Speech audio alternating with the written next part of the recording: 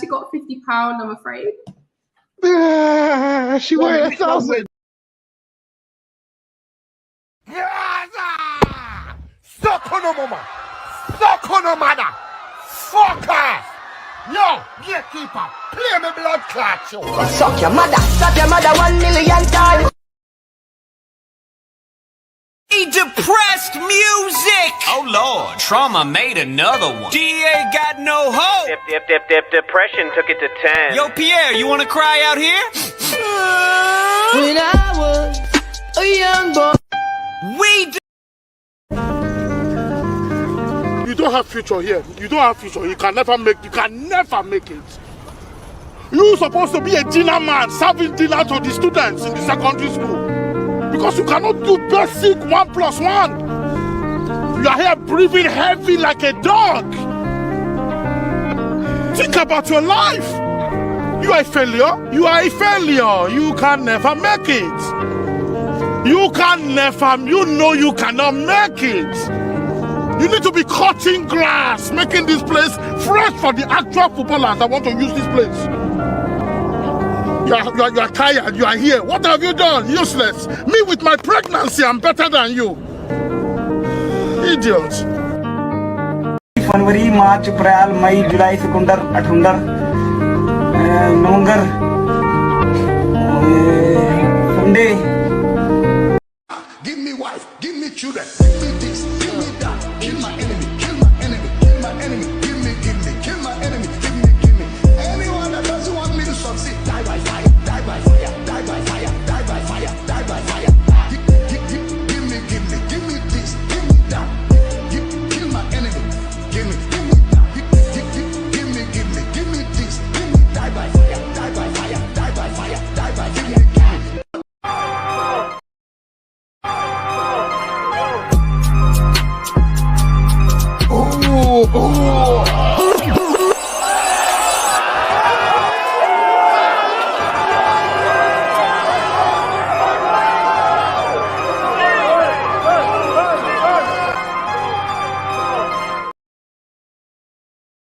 If it's me, your mother, you get a scar on your chest like Saga. She fighting, that's something bad. My thing working. Come through in a beat up Honda. Give one the 100 slap like Yonda. Give it the mic and I'm ride the rhythm, cause I spit the fire just like Douse him. I'm a Liverpool invader, climbing to the top just like Vega. UV me, nobody can save ya. On the mic, man, I way too major. Shocking MCs like Blanca. I got money in the bank, I'm a banker. You got money in the... Look, quick with the hooks like bullrock. Get the razor jumping like a bullfrog. I've been doing it for more than a while.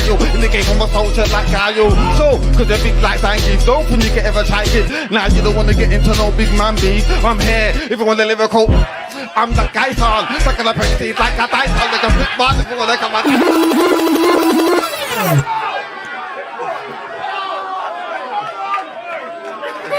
If it's me. Top, put a thing in your face like what did he say? Yo, I know why I never got the award, cause I'm still putting man up in a hospital ward. If I pull up in a Honda Accord, long clip teeth so big enough to floss with a sword. I don't know why they wanted to. Yeah. Yo, I know why I never got the award, cause I'm still putting man up in a hospital ward. If I pull up in a Honda Accord, long clip teeth so big enough to floss with a sword. Don't know why they wanted the war. I ball out with hooligans scrapping at home and abroad. You went there, you was home with your broad. Tell him I ain't messing when I'm chefing his beef with the rams, couldn't handle the sauce. Big boy set surrounded by 20 dead MCs, feeling like I'm trapped in a morgue. Turn into a corpse, sperming alive with a fantastic four. Would you expect when you man gas up a torch? Sets on my own mic, on my left blade, on my right. Never ever got my back to the door. Luke Skywalks when I come man with force. You don't want me battering. Grab a stake and rile it. Firing so many shows from the top, the ground looks like a gravel pit. Wanna see what I got till I unravel it. Look how they starring babbling it. You and I'm backing it. When it gets messy, they don't tackle it. Take whose chain aboard, you ain't having it. Never caught that line, but came you're trapping it. Fool, it's not that in it. You ain't got the belly, you're grabbing it. If I left the money, you're grabbing it. Snakeboard MC. You been in the ground for years with that stacking it. Every year attacking it, that's why I'm busy. Summer after summer, you man know I'm busy. They don't know Dylan. So every MC that I span knows what it's. Yo, live on the. Yo.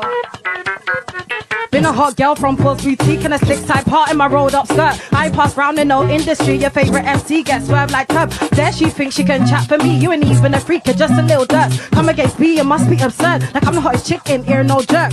Who better you for suck, your mother them coulda never reached Big B more thorough. I just wanna ball like I need more gala, or should I be a wife like I need a more seller? We were outside, you was not outside, you snapped the wheel, that is not your right. Said he wants me to be his ride or die, but I'm just a girl, I am not your wife. Raised in the era of Gully and Gaza, so you know me, I could just switch it, reverse and flip it. Thinks that she bad, them girl are just timid. I'm not just bad, me, I'm coming on wicked. But you knew that already, my friend them few, I don't roll with many. I don't trust Nige man, but I still love Temmie. Just said hi and I gave him a nasty with it. I got crafty lips, where I fuck up the beat, I get archy with it. I can back my chat like yes, I said it. I got the juice, I'm too acidic. Why does my man think he's the shit? I've saved his name as weirdo, don't pick. He hits women, you call that a bitch. I'm real from my forehead down to my them girl have a new friend every week. I can't trust it if we ain't 10 years deep. I don't want your man, I heard he's a creep. Them man to pictures of fleet. Fine babes don't hate, and the hating bitches ain't fine. If he ain't giving me his die what time, I swear that nigga ain't mine. Trust me. Yo, I'm like, trust me. Yo, I'm live, and I just done did it. Do the dance, Biggie bounce with it. I'm live, and I just done did it. Do the dance, Biggie bounce with it. We're live, and we just done did it. Do the dance, Biggie bounce with it. We're live, and we just done did it. What? AG, Biggie bounce, Biggie bounce, Biggie bounce.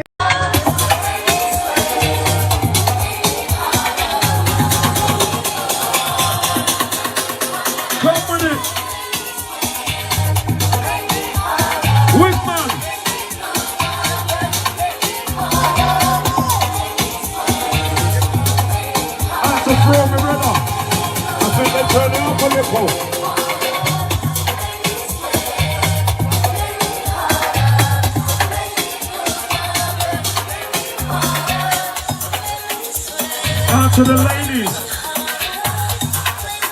Beach settings, infinity.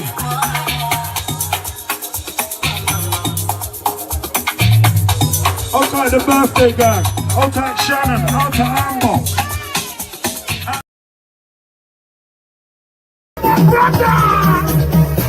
I am a money maker, hand to the edge, I'm a money maker. 4 1 down, you're a money maker. If you're on this train, money maker. Hand to the air, money maker. 4 1 down, money maker. On this thing, money maker. You see us terminal. You see me, you see me. I ain't watching you, I ain't watching her, I ain't watching him. I got to dance and bubble and sing. Terminal 4 with a terminal 3. Terminal 4 with a power goes. When you come to my house, just respect my house. Don't let my house, don't put the other out of the house. When you come to my house, just respect my house. Blood clots over them. What's wrong with it? What's wrong with it? Hold on, hold on. I'm like, no, no, no. I'm like, yeah, yeah, yeah. Play sleep hop, hold on. Play wiggy, hold on. I'm like, no, no, no. I'm like, yeah, yeah, yeah. Can I please have your attention? I said this is the captain's weekend, and I'm in the terminal 4. Can I please have your attention? Early, early, early. Oi, oi, oi.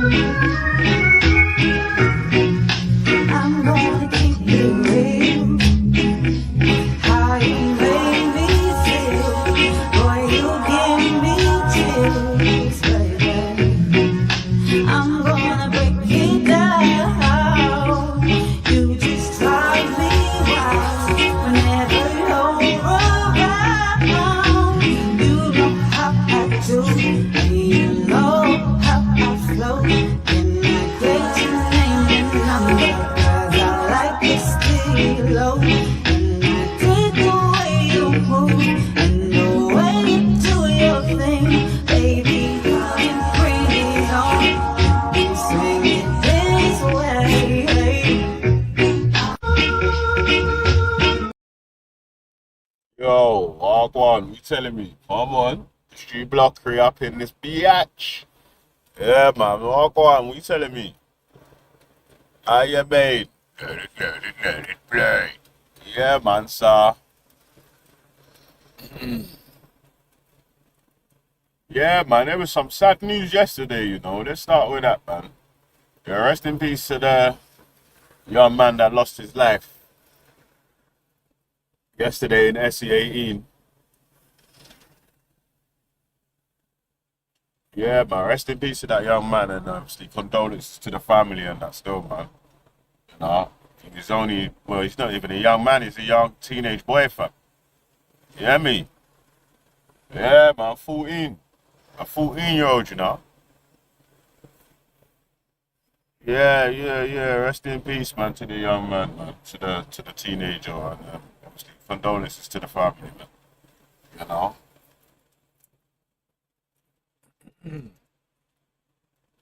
One of the reasons why a man like me is promoting starting businesses, education, obviously learning self-defense and going to gym and all them sort of things there. You know? But yeah, man, try to stay away from the bad man circles, bad man and gangster and watchy and is it? But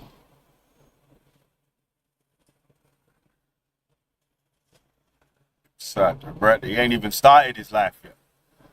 You know what I'm saying? 14, fam. Ain't even started his life yet, let alone to have it taken. Mad. And then also, the boy that killed him is not going to be much older or younger than this young man also. His life's fucked up now.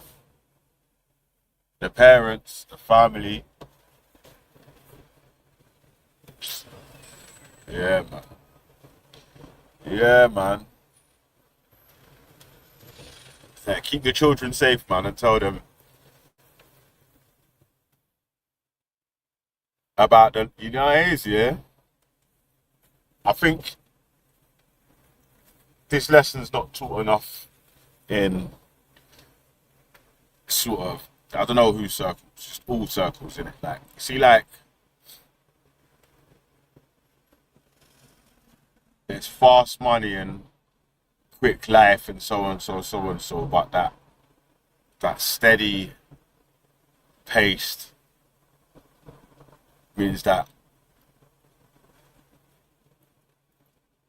analogy, yeah.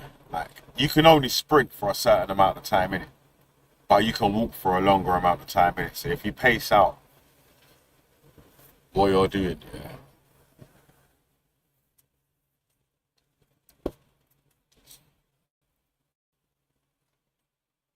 Like, you see, you might be a young man, yeah, and seeing certain people getting money or whatever, and it might seem like a lot of money to you right there and then. And it is a decent bit of money. It's not like little money in it, yeah. But it's not the be all and end all, cuz. If you take your time, save a 5-10% of your income, stocks and shares ISA, SIPP, SIP, and any other tax profiting method you can take over time, yeah, compound interest, and you'll still be alive, with it. The most important thing, still be alive to enjoy your life, man. Yeah, alright, anyway, me shout out the people them in the place. Real quick.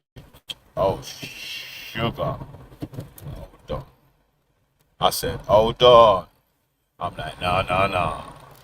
I'm like, yeah. Alright, so shout out man like Simon Harrison did it. Walk on, Coco Skull, I am it. Play, old tight. I said C3 and them. Yo, walk on, Mike. I am it. Trust me. Late nights in the trap out. All time way, man. Gotta let my pray, man. Walk on, Coco Skull. Yeah, mate.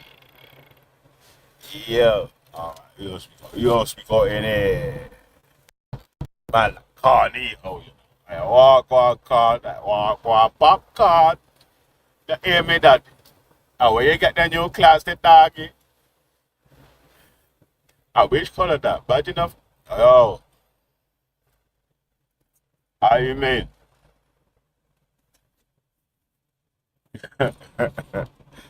Yeah, but big up. Old time Louise Geffen, they are. Yeah, man, big up. You also got Diana B.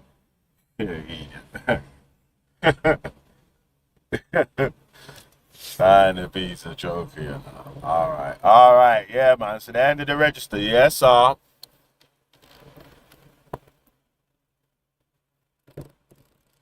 Yo.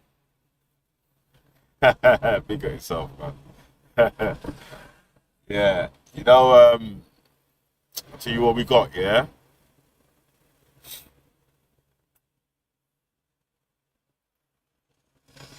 I've got a mad one about Jess Phillips, right? That they're trying to say how.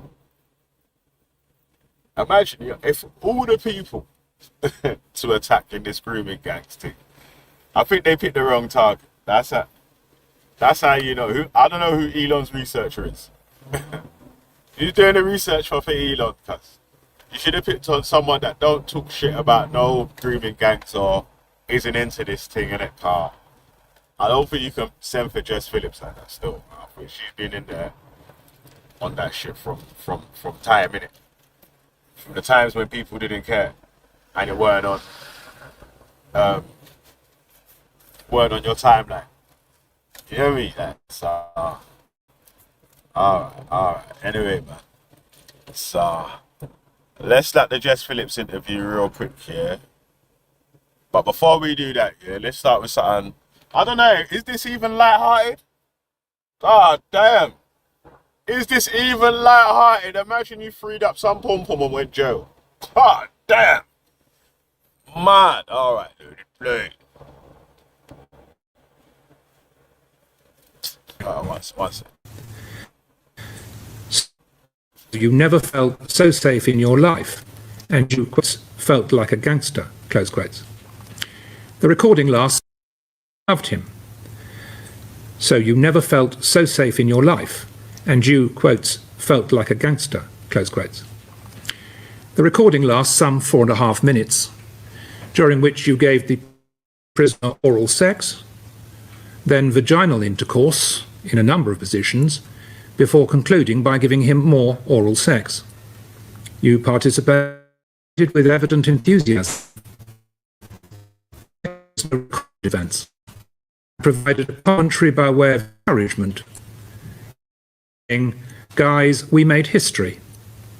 This is how we live at Wandsworth, bruv. And you know you are a gangster." Stand up.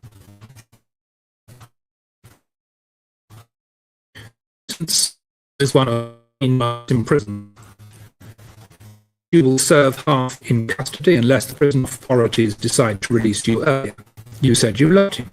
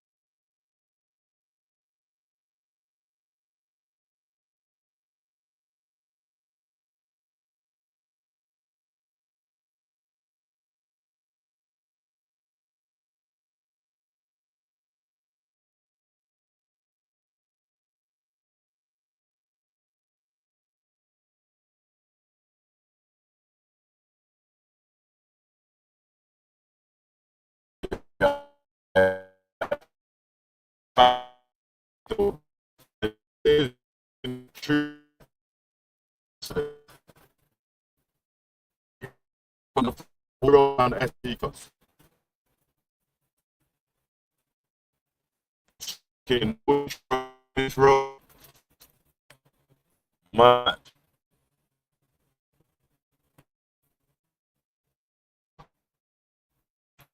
Big Phillips, man. What do you mean? Damn, yo, hold on. This reception's peak. No, because man, wait, I'm gonna hold on to the reception. I'm gonna hold on to.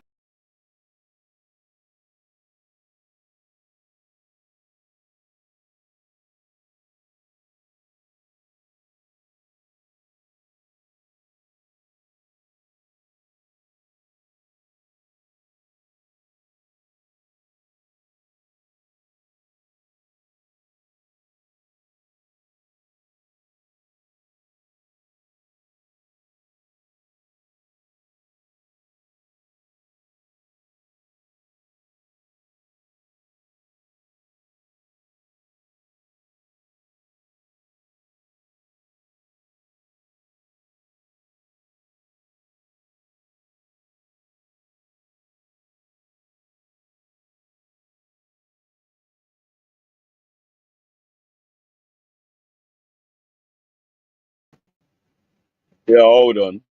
Yeah, the reception man. How about he kicked himself? Well, up to you, brother. Are you dumb? You might know what time it is. It's on Friday.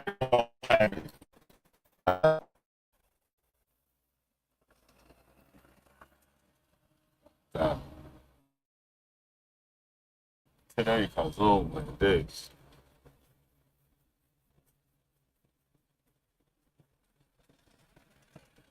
You can call me by my name. You remain same. All right. Yeah.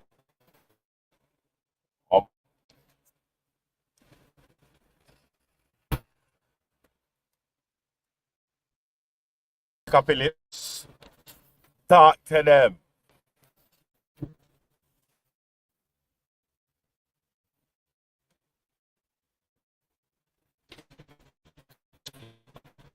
Sports no area, man. I think I just finished. Can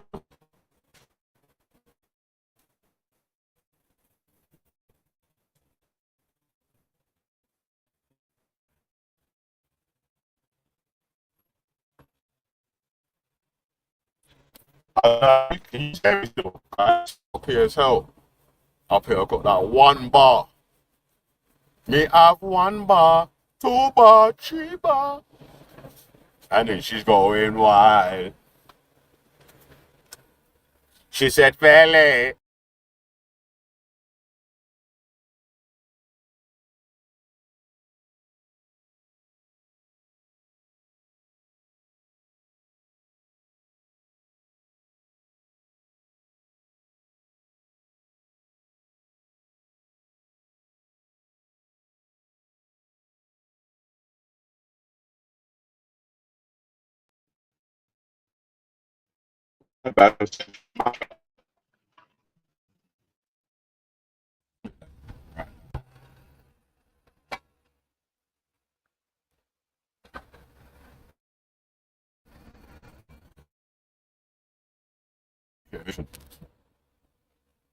Me just stuck in at it.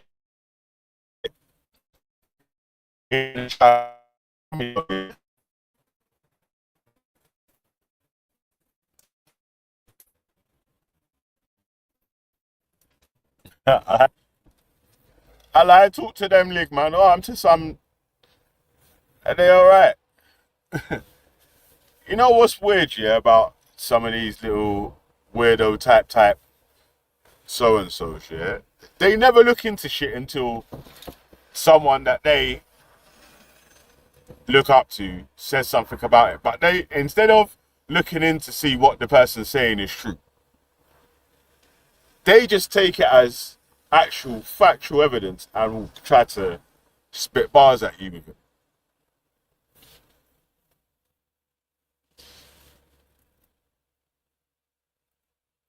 The gap in your poop, man, is bigger than the Wandsworth. It's wider than the Wandsworth hoe's vagina. Who the hell is the Wandsworth hoe? Oh, damn. I don't know. I don't know who you are talking.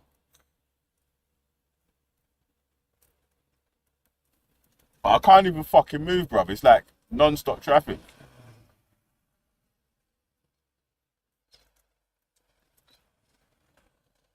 Hmm?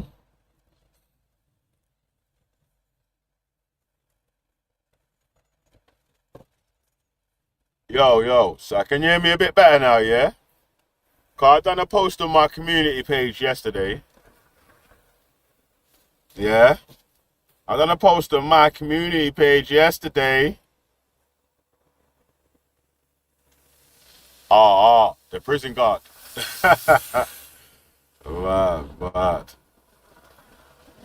Mad. And that Karma's trying to get herself locked up for that, you know. I'm locked up, won't let me out. They won't let me. I'm locked up. Oh. Yo, alright, let me see if I can run the Jess Phillips now, man. Let's see if Jess Phillips, nah, slew.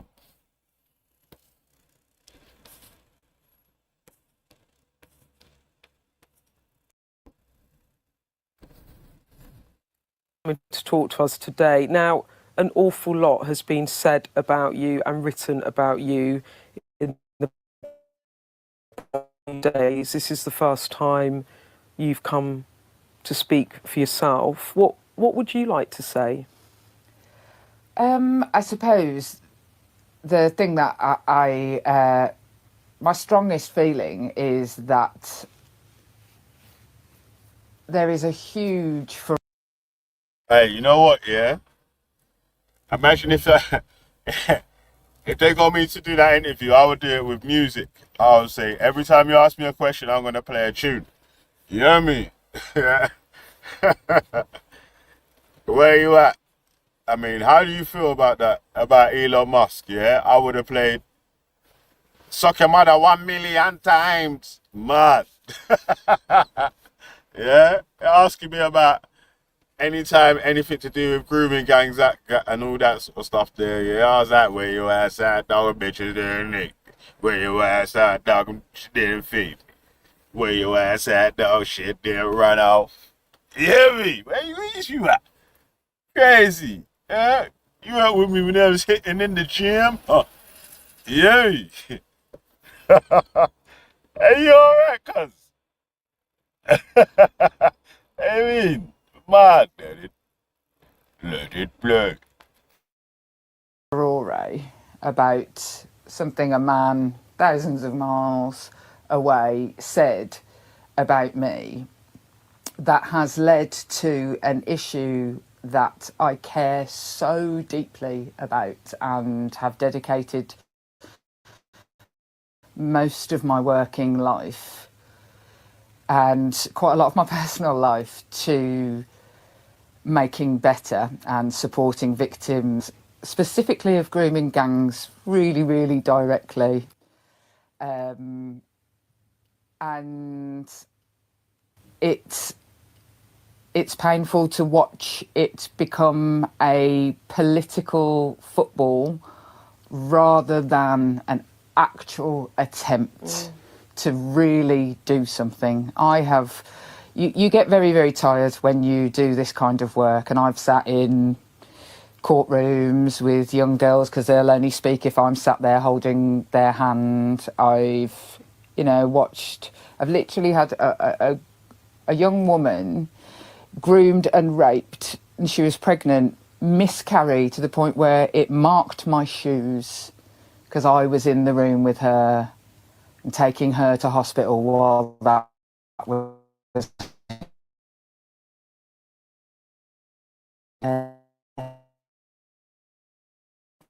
okay given a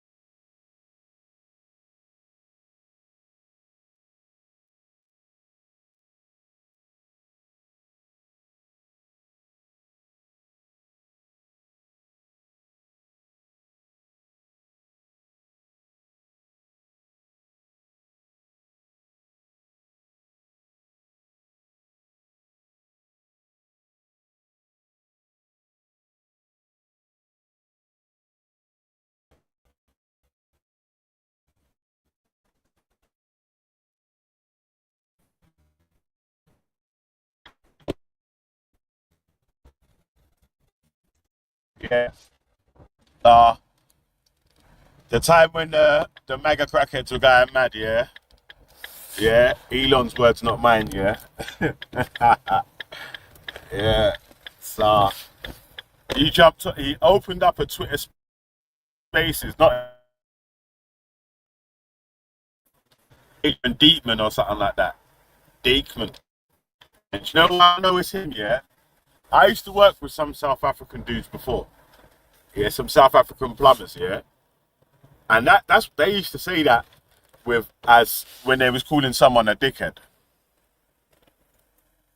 They used to say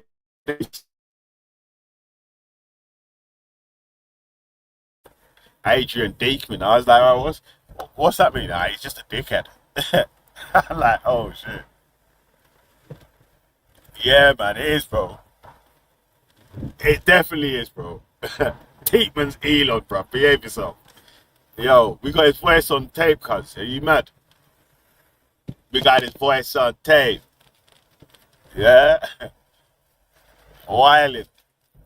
You hear me? Mad.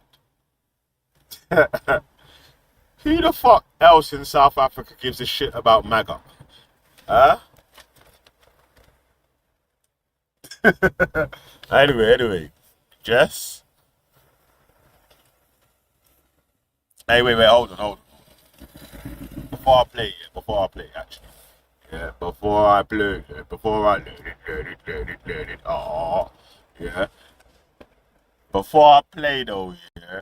Obviously, it's a bit mad still. Maybe they should have tried to shoot at someone else, innit? Like.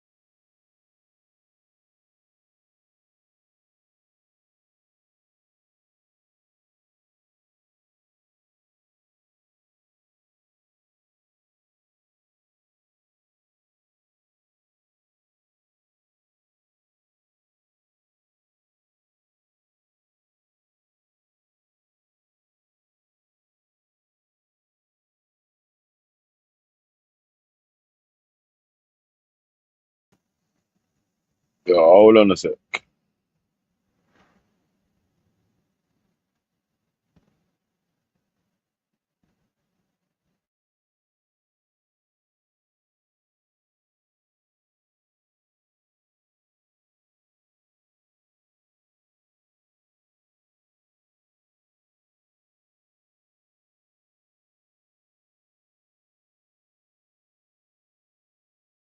Us today. Now, an awful lot has been said about you and written about you in the past few days. This is the first time you've come to speak for yourself. What would you like to say?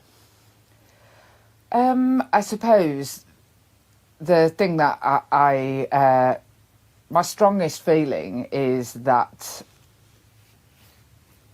there is a huge furore about something a man thousands of miles away said about me that has led to an issue that I care so deeply about and have dedicated most of my working life and quite a lot of my personal life to making better and supporting victims, specifically of grooming gangs, really, really directly.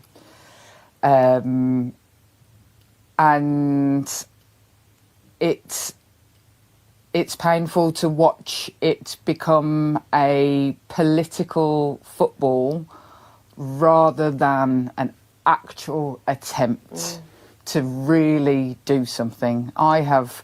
You get very, very tired when you do this kind of work, and I've sat in courtrooms with young girls because they'll only speak if I'm sat there holding their hand. I've literally had a young woman groomed and raped, and she was pregnant, miscarry to the point where it marked my shoes because I was in the room with her and taking her to hospital while that was happening. And none of their voices, no care was given about these women. And this sudden demands being made, whether it's by the Conservative Party or ridiculous statements that are false being made about me and my government about it by a man 1,000 miles away, it's just really, really, really painful when you know what I know, when you've seen what I've seen, and those young women deserve considerably better. The man you're talking about is Elon Musk. I imagine you don't want to spend much time with me dwelling on him. No. He spends a lot of time. You're living rent-free in his head, it seems, at the moment. Yeah. But he called you a rape genocide apologist. You were talking about how it felt painful. Were you angry about that? I mean, at first I just thought it was ridiculous. It's a ridiculous statement. I don't even know what it means, but it's a ridiculous statement. It's completely and utterly untrue. And whilst, to use your words, that I'm living rent-free in his head, he obviously hasn't looked into the level of work that I have done on this. Yeah. I don't think, obviously, if Elon,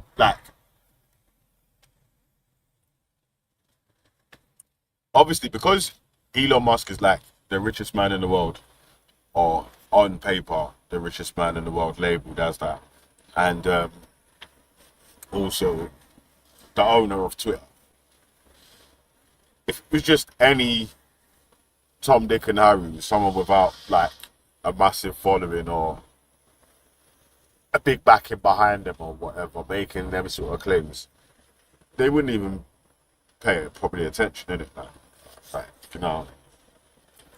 This dude's creating news headlines in other countries by making statements about false statements as well, not even true.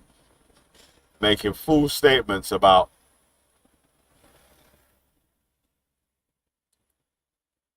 politicians in the UK. Okay, still. These times here, making the statements about the people that was what. Imagine there's victims have come out. You can check on my community page because I did a copy and paste of it to say, and posted the link to say about, out of all the politicians, if anyone, Jess Phillips has helped them the most, the grooming people. There's some victims that said that still. Obviously, maybe not every victim might not agree with that. But if you've got victims of the things coming to your aid, and that's who you're speaking to, or you're speaking to some ketamine billionaire, we don't even know what's going on, and acting like that's the truth.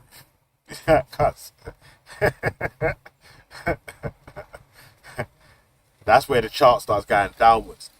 Yeah, if you haven't noticed yet, I've been putting a downwards chart in the comments certain times.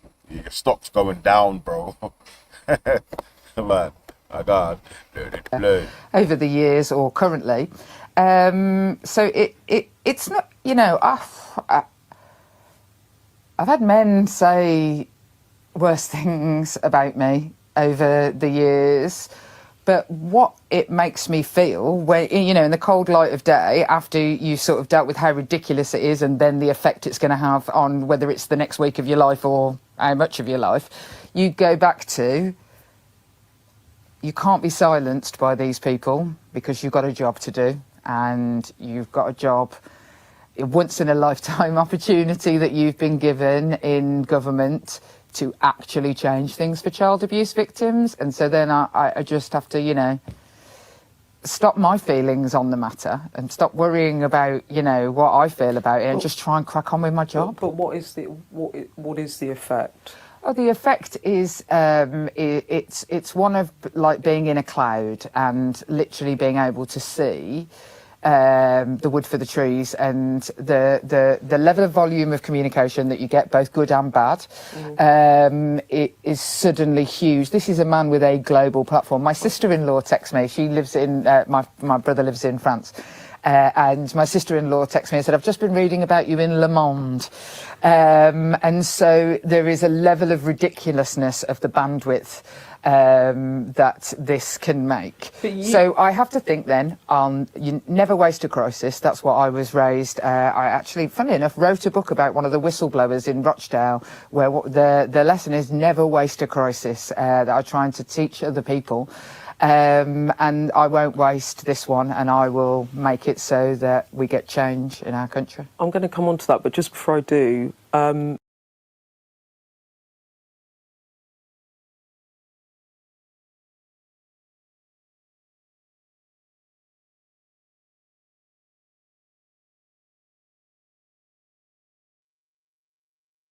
Yo, yo. You can hear me, yeah? Back. Yo, back like cook crack. Crack. You can hear me though, there? Alright. So.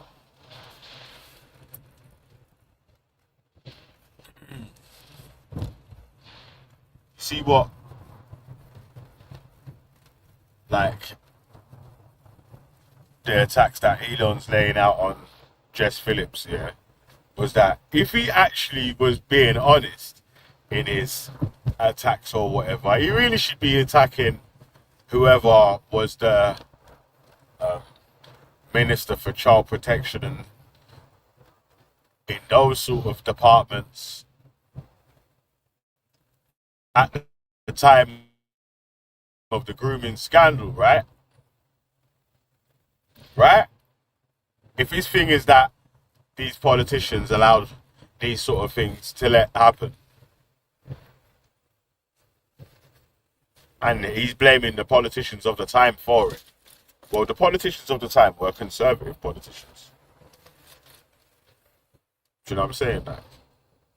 And then even if you want to go to, right, it might have been certain Labour-run councils or whatever, well, attack the people of that council, innit? Like the people that was allegedly allowing these things to happen.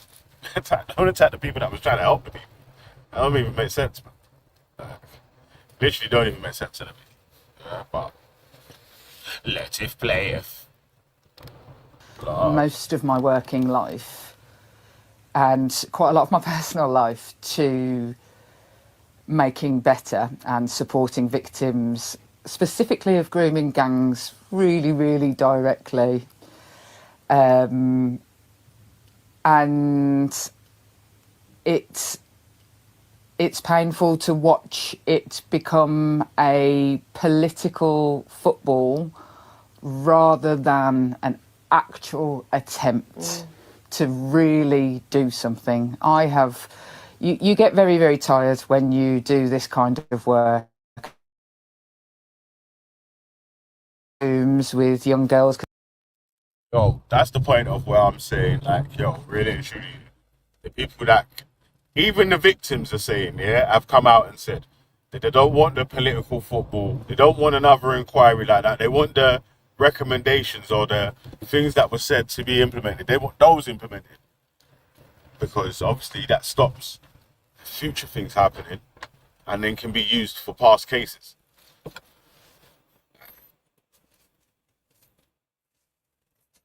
I don't see how you don't see it still, man. But anyway, because they'll only speak if I'm sat there holding their hand. I've literally had a young woman groomed and raped, and she was pregnant, miscarry to the point where it marked my shoes because I was in the room with her and taking her to hospital while that was happening. And none of their voices, no care was given about these women and this sudden demands being made, whether it's by the Conservative Party or ridiculous statements that are false being made about me and my government about it by a man 1,000 miles away, it's just really, really, really painful when you know what I know, when you've seen what I've seen, and those young women deserve considerably better. The man.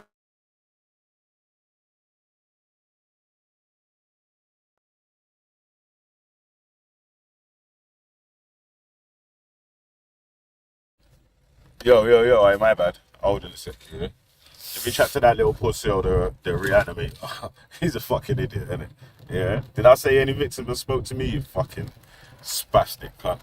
You're so dumb. Like, you fucking conspiracy retard. Fuck out of here, man, you muppet. You dickhead. Yeah. Go and look for the report or the article that shows what the thing was, what I was just talking about, you muppet. And shut up, man, dickhead. Actually, this fucking stupid old podger with his conspiracy brain talking about, Billy knows the victims. Shut up, you idiot. You're a dickhead. Fucking idiot. Man, shut up. Man, idiot. Before I tip over your caravan. Go fuck yourself.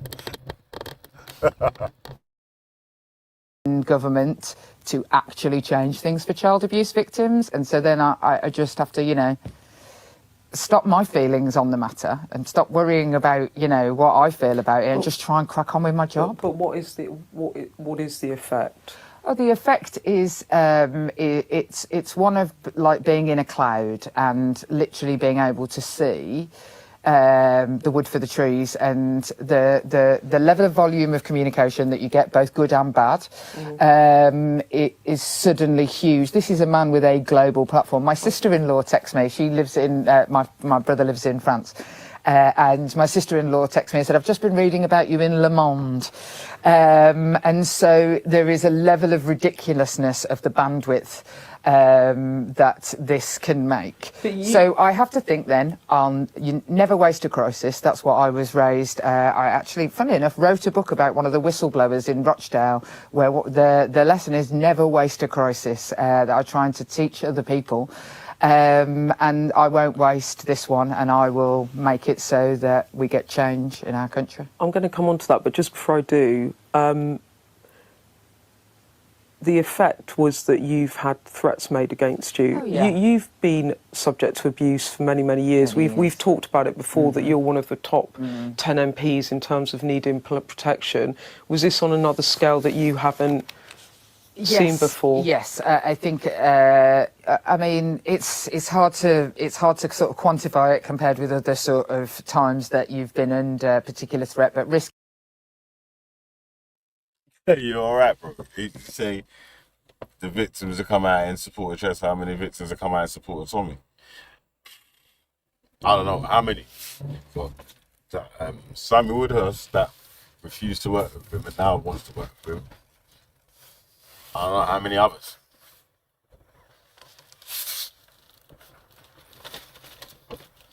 Yeah, maybe if you're talking about that, there being Maggie Oliver and all that sort of stuff, the former policewoman that's this, that, and the other, and blah, blah, blah. You know what I mean? I don't know. I'm sure, yeah, without checking off the top of my head, there will be more victims in this case that would want the implementation of the recommendations than there would be victims that want another inquiry.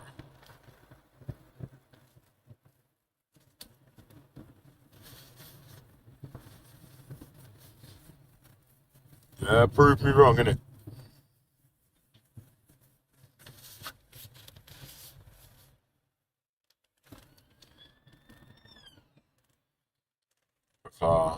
I'm sure the people them don't want this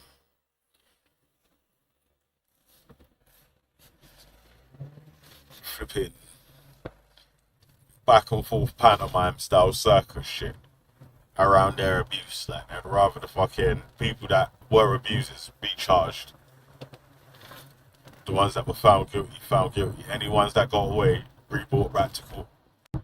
And the recommendations of the findings actually implemented. So this shit's can't happen again. And they can get justice for any of the people that they might have got away, and they can show evidence that they was helping people escape justice. Or helping people facilitate abuse.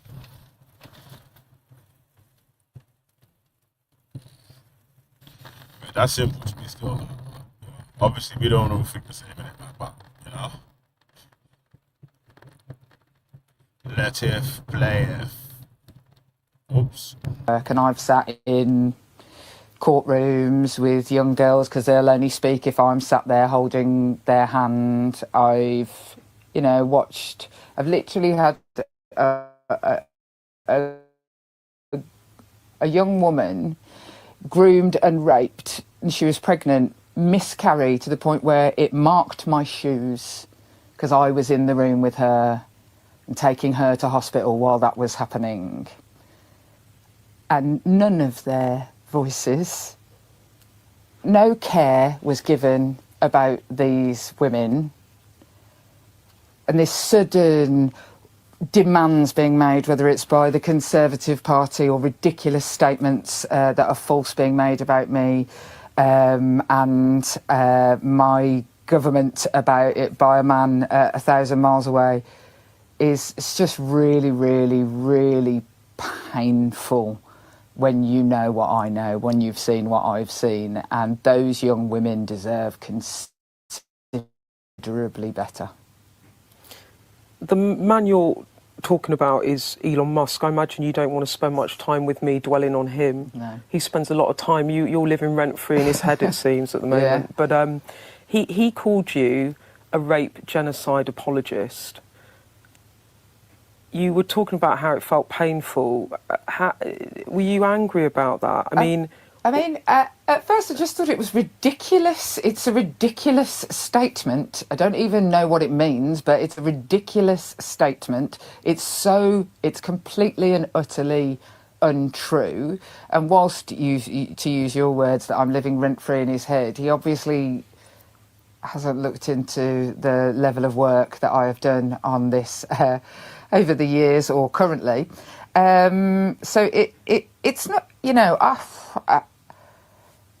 I've had men say worse things about me over the years, but what it makes me feel, when, in the cold light of day, after you sort of dealt with how ridiculous it is and then the effect it's going to have on whether it's the next week of your life or how much of your life, you go back to, you can't be silenced by these people because you've got a job to do, and you've got a job, a once-in-a-lifetime opportunity that you've been given in government to actually change things for child abuse victims. And so then I just have to, stop my feelings on the matter and stop worrying about, what I feel about it, and just try and crack on with my job. But what is the effect? Oh, the effect is it's one of like being in a cloud and literally being able to see the wood for the trees, and the level of volume of communication that you get, both good and bad, it is suddenly huge. This is a man with a global platform. My sister-in-law texts me. She lives in my brother lives in France. And my sister-in-law texted me and said, I've just been reading about you in Le Monde. And so there is a level of ridiculousness of the bandwidth that this can make. So I have to think then, you never waste a crisis. That's what I was raised. I actually, funnily enough, wrote a book about one of the whistleblowers in Rochdale, where the lesson is never waste a crisis, that I'm trying to teach other people. And I won't waste this one, and I will make it so that we get change in our country. I'm going to come on to that, but just before I do, the effect was that you've had threats made against you. Oh, yeah. You've been subject to abuse for many, many years. We've talked about it before, that you're one of the top 10 MPs in terms of needing protection. Was this on another scale that you haven't seen before? Yes, I think. I mean, it's hard to sort of quantify it compared with other sort of times that you've been under a particular threat. But risk is dynamic, and you have to take the information that you have in front of you and react to it as if the sort of highest level of risk. And so it changes my life every single time. Every single time any of these sorts of things happen, it withdraws you a little bit more from the public. It takes you away from the public who need your help. But the point is, what he did was dangerous. It's dangerous to your safety. Yeah, I mean, I think Keir said it yesterday, that when you speak and if you have misinformation, you have to think about the consequences of what that does, and one of those consequences is a risk to members of Parliament that you are talking about. And that, as Keir said as well, I'm all here for robust debate. In fact, Beth, I actually I'm not that keen on people being overly nice to me. I like a bit of a brawl.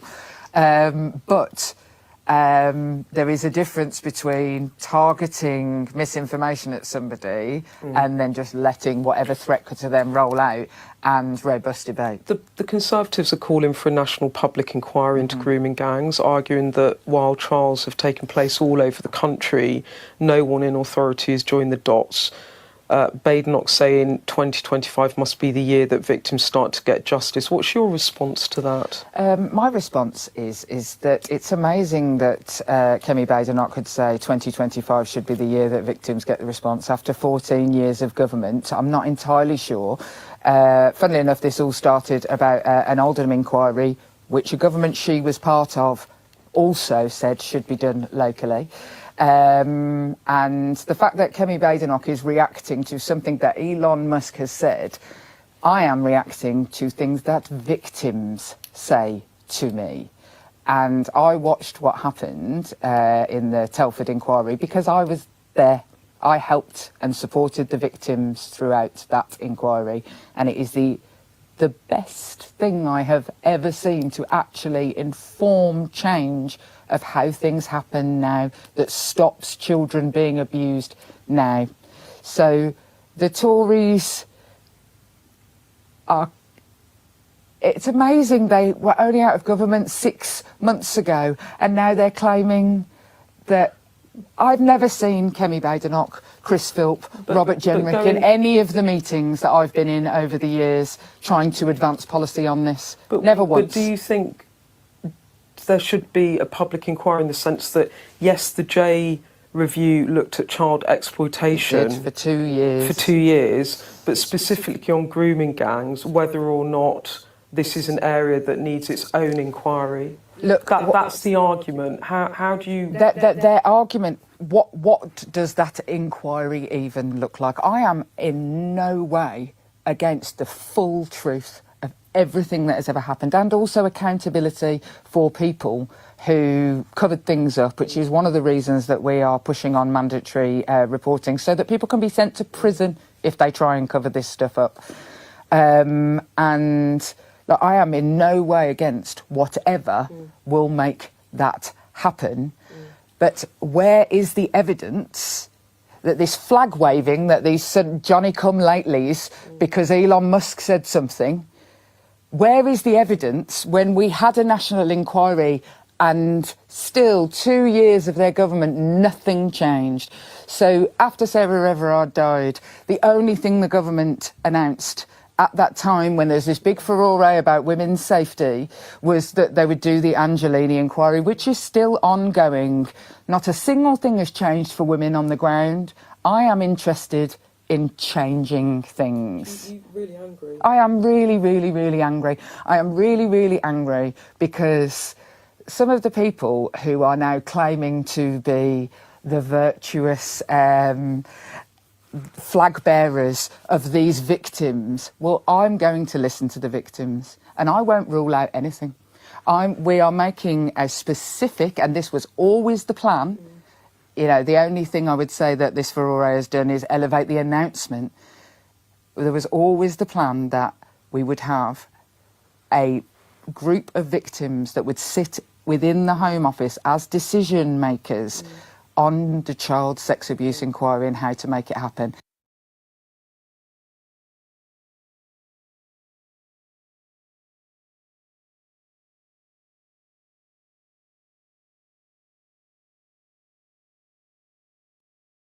Yo, yes. Do you know what's strange? Yeah, how enough people were trying to fight against what Jess Phillips is saying, like, and she's saying, "Bang, the people that done this shit should get prosecuted. Implement the new shit." It's mad, isn't it? It's funny stuff. But talk to the professor real quick. Difficult problems when it comes to Elon Musk and the idea of freedom of speech. Nigel Farage's latest clash with Musk highlights a fascinating intersection of influence, free speech and political ambition. And as Musk criticises Farage's leadership of Reform UK, and who wouldn't, and endorses far-right figures like Tommy Robinson, and that seems a bit of a stretch, and comments on Reform's potential, which I think is probably as great as the Conservatives' potential at the moment. They're both going down the sewer. We're left with the question about how personal opinions of the world's richest man, also the owner of Twitter, shape public discourse and political realities, and whether or not he has a right to free speech.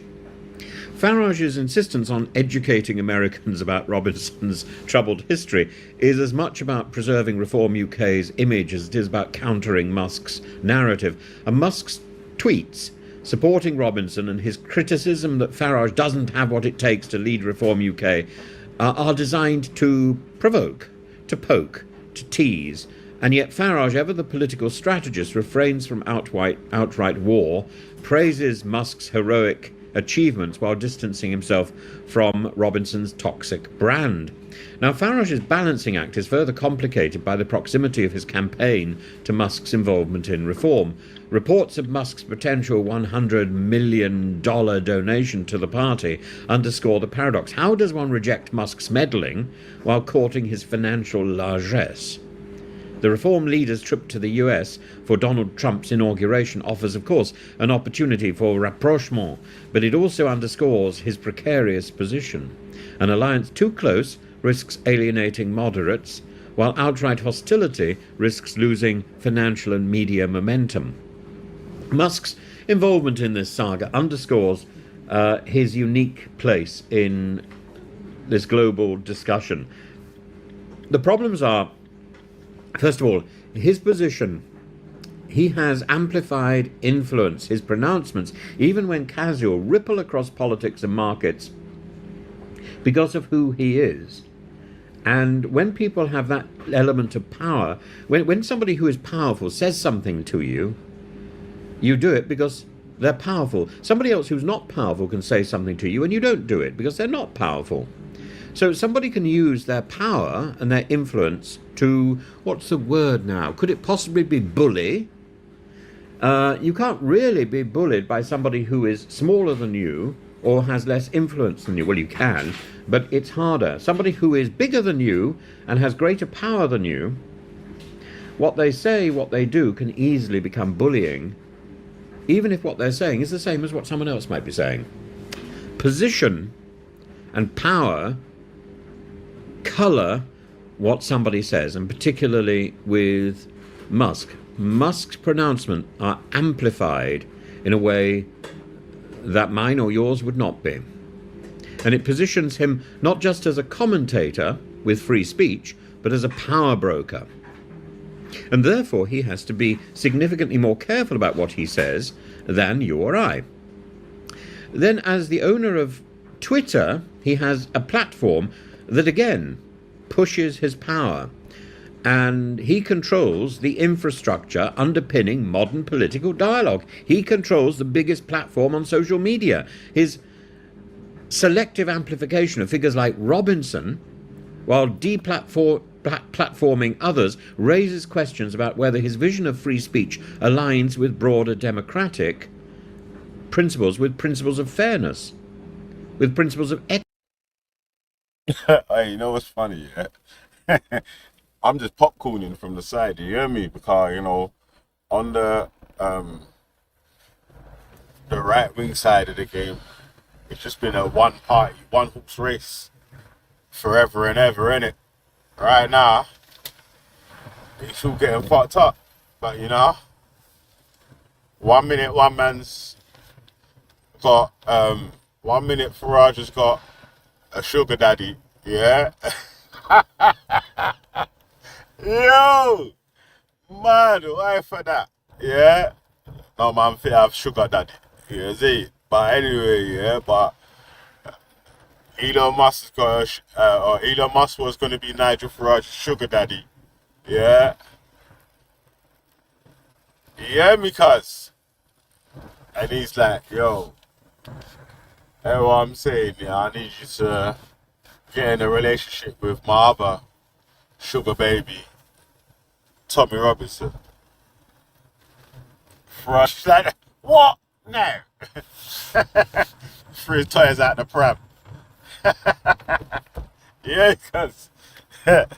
Oh shit, it's crazy still. Man, this is Sugar Daddy Wars, yeah? Man. Anyway, man. Who's the daddy? Hey, who remembers the film called Scum? Who's the daddy? Huh? Who's the daddy? Let it play. Equity. And then there are the contradictions. As Musk portrays himself as a free speech absolutist, which is increasingly at odds with his actions, from suspending journalists to promoting a partisan agenda to... well, basically, his behaviour invites accusations of hypocrisy. So is he free to say what he likes? That's questionable. Should he say what he likes? Well, Elon Musk is another one of those fake free speech advocates that wants selective speech, really. Yeah, where he can say what the fuck he wants. But if you troll the shit out of him, he'll take away your blue tick or flip it, make sure the algorithm or get your account banned or all that sort of shit there. That's still. So I don't know why anyone's saying Elon Musk and free speech in the same sentence. Yeah, I tell you what. Yeah, if anything, if as someone that's not even a proponent of this fucking free speech bullshit, yeah, because I know most of you are chatting shit about your free speech and the free speech that you want to have, because you really want selective speech also, where you want to say whatever the fuck you want to whoever you want, however the way you want to say it. But these people can't reply to you however they want. Yeah, they have to be measured, cool, calm, collective, and they can only say a selective sort of things that you deem okay as insults, or reply back to whatever they deemed as an insult to what you were saying. So you don't believe in free speech, you just believe in selective speech. Yeah. Yeah. And even over here, yeah, bro, I've allowed you more free speech than any other place has allowed most of you other countries. Yeah, most other places haven't allowed, the majority of you, even you free speech advocates, haven't allowed the freedom of speech that I have allowed people to have within the comment section of fucking videos and so and so. Yeah, so shut your fucking free speech up, your free speech advocation up on how much free speech you're advocating for. So you're chatting doo-doo, yeah. Especially you guys with actual channels. Because you man in the chat, free speech, yeah? Let someone come in your channel and start badding you up or whatever. Yeah, they're gone. Or let someone chat in your channel that you don't like. Yeah, their account's hidden straight away, innit? Like, so, don't tell me about no bumper clap free speech. You hear me? Yeah. About free. And shut up, man. Yeah, it's facts. Upon facts. That's certain he shouldn't. Farage's approach to Musk encapsulates the challenge of engaging with influential figures who can both elevate and undermine political movements and global movements. Musk's endorsement of Robinson risks entangling Reform UK in far-right associations. It risks anchoring Reform UK in exactly what Farage has tried so hard to avoid any direct connection. Hey, you know what's funny? Yeah? These guys still don't think they're far right. Excuse you? Yo, you are passing the dust ship on the right hand side. Yo. It's crazy still, man. Imagine looking in the mirror and not seeing your own face. That's weird.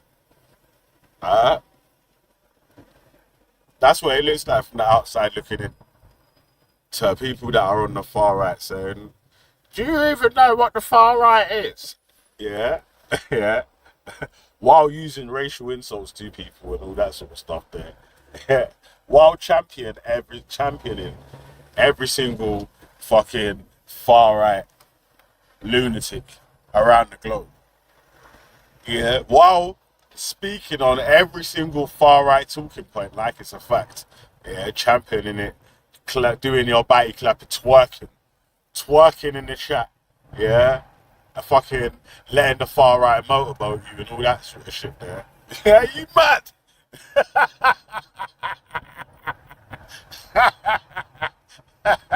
Oh man, I can't believe it.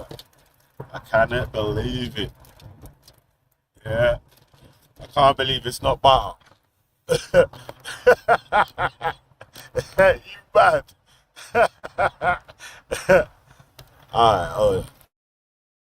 Connection to. Of course, that connection is there. Don't be in any doubt about that. But Farage would rather we didn't know. And Farage's statement to LBC today, we're a political party aiming to win the next general election. He's not what we need, is a direct attempt to reclaim the narrative. And this feud between Farage and Musk occurs in the middle of... His Farage impersonation was kind of on point, isn't it? He's not what we need. You know Farage. He speaks it. Yeah. You can tell he went to school in South East London, didn't it? Yeah. Even though he went to a private school. Yeah. In one of the poshest parts of South East London. But still. He's going to win the next general. We're going to be a serious party in the next general election. Hey. That was funny still. God, Professor, beat and teach. Man. Broader shifts in social media power with Meta's pivot to community notes following Nick Clegg's departure. Farage celebrates this as woke is dead, woke is dead, woke is dead. Well, it's framing it. Nah. Hey, woke is dead. Oh my days. Oh shit. Hey, wait, hold on. Is woke dead now, yeah? Wait. Woke is dead. Hey, god damn. Hey, where did woke die? Man. Yo, hey, walk one. What you saying? Your ghost, you can hear me, yeah? I can't hear you still. Hey, people in the chat. Yeah, I can hear you now still. Yeah. Yeah, man said woke is dead. Hey. Yeah, shout out to Professor, man. Who said that? Make sure you subscribe to his channel, cuz, man. This Nigel Farage, because Nick Clegg got sacked from Meta. Ah, okay. From Meta, the metamorphosis. So what's going on with Jess Phillips? Are the far right Tommy Robinson supporters still abusing her? Because Elon Musk put a hit on her, man. Elon Musk told them to get angry, so now they're angry. That's funny, innit? Imagine this, yeah. Imagine a man types it. All right, listen, get angry in half an hour. Yeah, would you get angry in half an hour? Bro, it's so mad, you know. Hey, one Bro, second. Let me sort out this. get angry, man. Get angry. It's like, bro, that's mad, you know. Get angry and listen. Get angry. In 25 Jump. minutes, get angry. Start jumps. Hey, bro, you should see these, yeah, man, bro. But press play button. You're right, bro. Check the chat, man. These lot are like last year. Nobody cared about Elon Musk, bro. Just for one tweet, you know. Yeah, hey, imagine the times when the people them is picking up Elon Musk. Yeah, imagine, yeah, when I was picking up Elon Musk when crypto was going mad, and I was saying, yo, we need Elon Musk to do a crypto tweet. These man was saying, fuck I remember Elon, that. fuck Elon, I remember that. fuck Elon. Yeah. Electric We need vehicle. He's Elon Musk trying to to do a change the gold world. tweet so we can go to the moon. You get me? Valley. First they were like, oh, we don't want foreigners interfering in our country's affairs. We want our country. We want sovereignty. We don't want foreigners interfering. And now they're like, Donald Trump actually takes over England. They're fucking nuts. Imagine.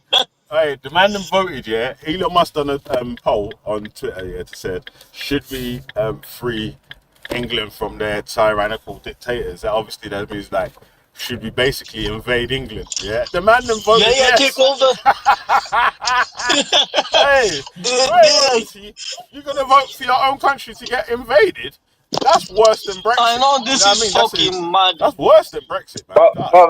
One thing I've noticed call everyone else a traitor. They call everyone else a traitor while voting for another fucking. While voting for fucking hell, they are fucking stupid. Well, voting for a former illegal immigrant, yeah, an African American, yeah. Oh my god. Oh shit, man. No, these times here, yeah, he's like getting trolled by an African American. That's funny still. Oh my god. They already blame a guy in Pakistan because they righted. There's a one guy in Pakistan trolled the whole far right. And now, imagine voting for your own country taken over by America. It's fucking nuts. Not even that, brother. I was going to say something. Nigel Farage, you know, it's the funniest thing. You think Nigel Farage cares about working class, you know? He's only filling his pocket as far as he can, you know them ones. But let them, you know what I'm saying? When he turns around and say, you know what? You peasants, man, who care about you peasants? Who cares? Listen, man, the only person that cares about politics, that cares about poor people is me. Yeah? So bow down to Don't forget Jeremy Corbyn, man. Fellas Maximus. Don't forget Uncle Jeremy. You hear me? I care about poor people, fam. Yeah. Don't forget about Uncle Jeremy, man. Don't forget about Uncle Jeremy, man. Jeremy Corbyn, Uncle Corbyn. He cares about politics. But can I ask you something, Bob? You know the hate. You know, Corbyn. The hate, yeah, to Jeremy. What do you think that came from? You know, when man was standing for election, yeah, these far right went mad to tarnish my man's name, innit? Yeah, he works for Iran. He works for Iran. We have seen him. Why they hate Corbyn, yeah? Let me tell you why, yeah. There's 3 words: Black Lives Matter. That's what I'm saying, fam. And they're still pissed off. You know, like someone like Gomi. You know, Gomi. I've noticed that Black Lives Matter still affects her, but anytime she's angry, he always raises that problem. You can hear the venom in the voice, man. But remember, they said, oh, BLM. Remember, BLM is American. He shouldn't do with our country. BLM is American. Should stay out of England's politics. BLM is American. No, what she says. What she says. What she says is that's Dave Smith bars. What do you mean? That's Dave Smith bars you're spitting. Nah, but not even that. But what she says. Why are you so what she says? Taking interest in British politics and all that sort of stuff there. They shouldn't have a say in what happens in Britain. But no, what she says that. What she says is and I'm happy. Hold on. What she says is, yeah, how come and so many people went on a riot for some man who died in Minnesota? You know that was, but why can't I not riot? Me fun, me Elon, baby, till I lose control. You need to go back to South Africa, man. He needs to go back to South Africa, bro. Julius Malema. I bet you Julius Malema is not. He's gonna be onto Elon Musk after this. I'm telling you, he's onto my man right now. He's telling him right now, hey, we're locking down your mind in South Africa.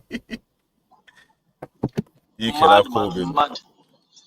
Corbyn internet. Mad. We want our sovereignty. Yeah, hey, listen. We want our sovereignty. You know what's mad, we want America to take over. Listen, yeah. Ghost. You know what's mad as well? Yeah, imagine, yeah, the lunatics, yeah, and how mad these lots are as well, yeah.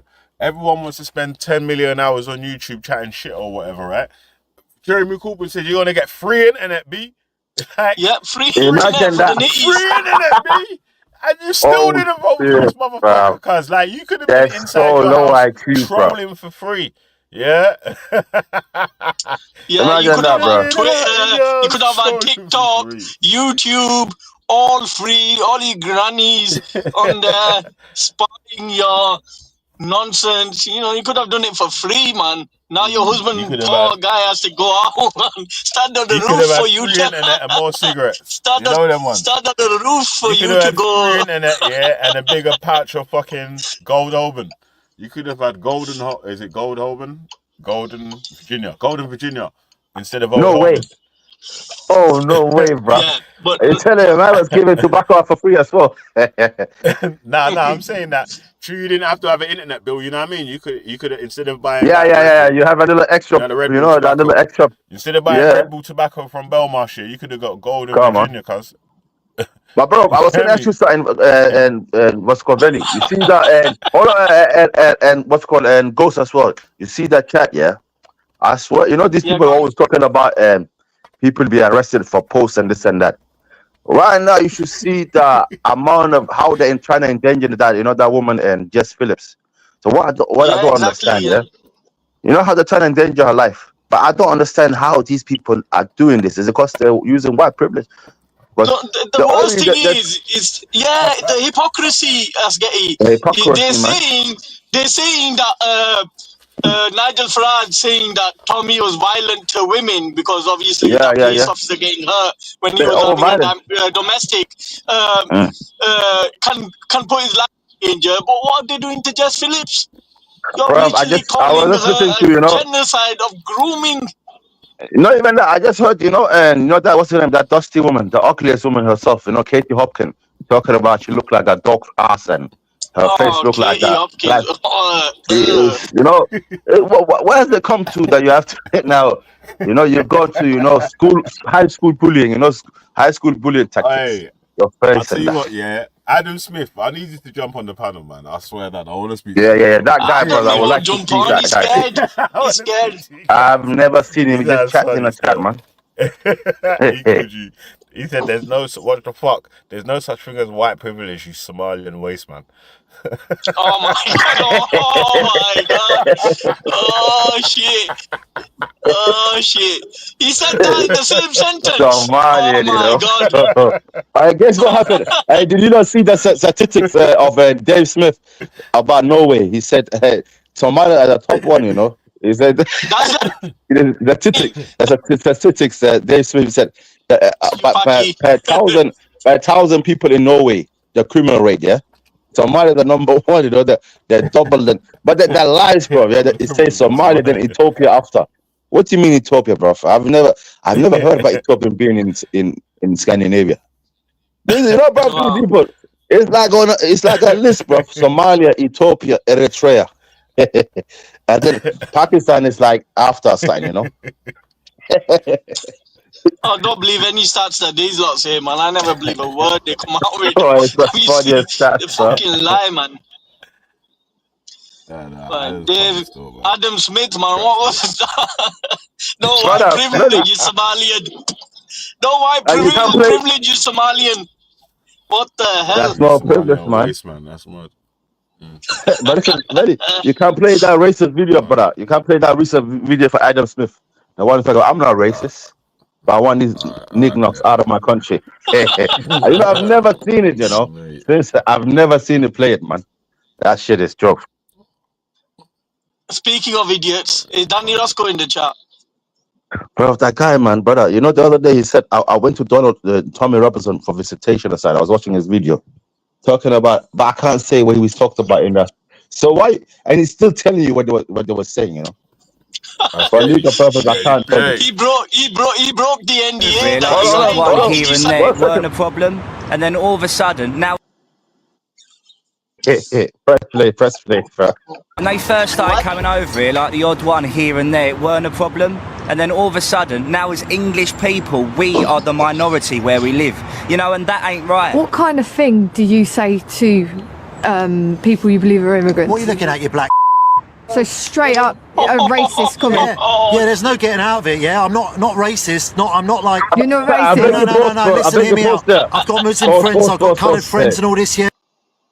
What is that? I'm not racist. What is that? The English people that they will still use racism, but they're afraid of being labeled a racist. Like, Yeah, they're just saying they're not racist, but they don't like black people. Not racist. I just don't like Pakistanis. So I'm not racist, yeah. When they first started coming over here, like the odd one here and there, it weren't a problem. And then all of a sudden, now as English people, we are the minority where we live. You know, and that ain't right. What kind of thing do you say to people you believe are immigrants? What are you looking at, you black? So straight up a racist comment. Yeah, there's no getting out of it. Yeah, I'm not racist. I'm not like. You're not racist. No. Listen, hear me out. I've got Muslim friends, I've got coloured friends and all this, yeah. I am racist towards the immigrants, yeah. They're immigrants, yeah, for the simple fact is what they're doing to our country, yeah. Because everyone's had enough, that's why. Have you guys ever taken the law into your own hands? Yeah, I have. We're smashing out of them. That's the only defence we've got. It is violence. That's the action, violence, basically. You know, to get them to understand that they're not welcome. We don't want them here. We've had enough. When they first started coming...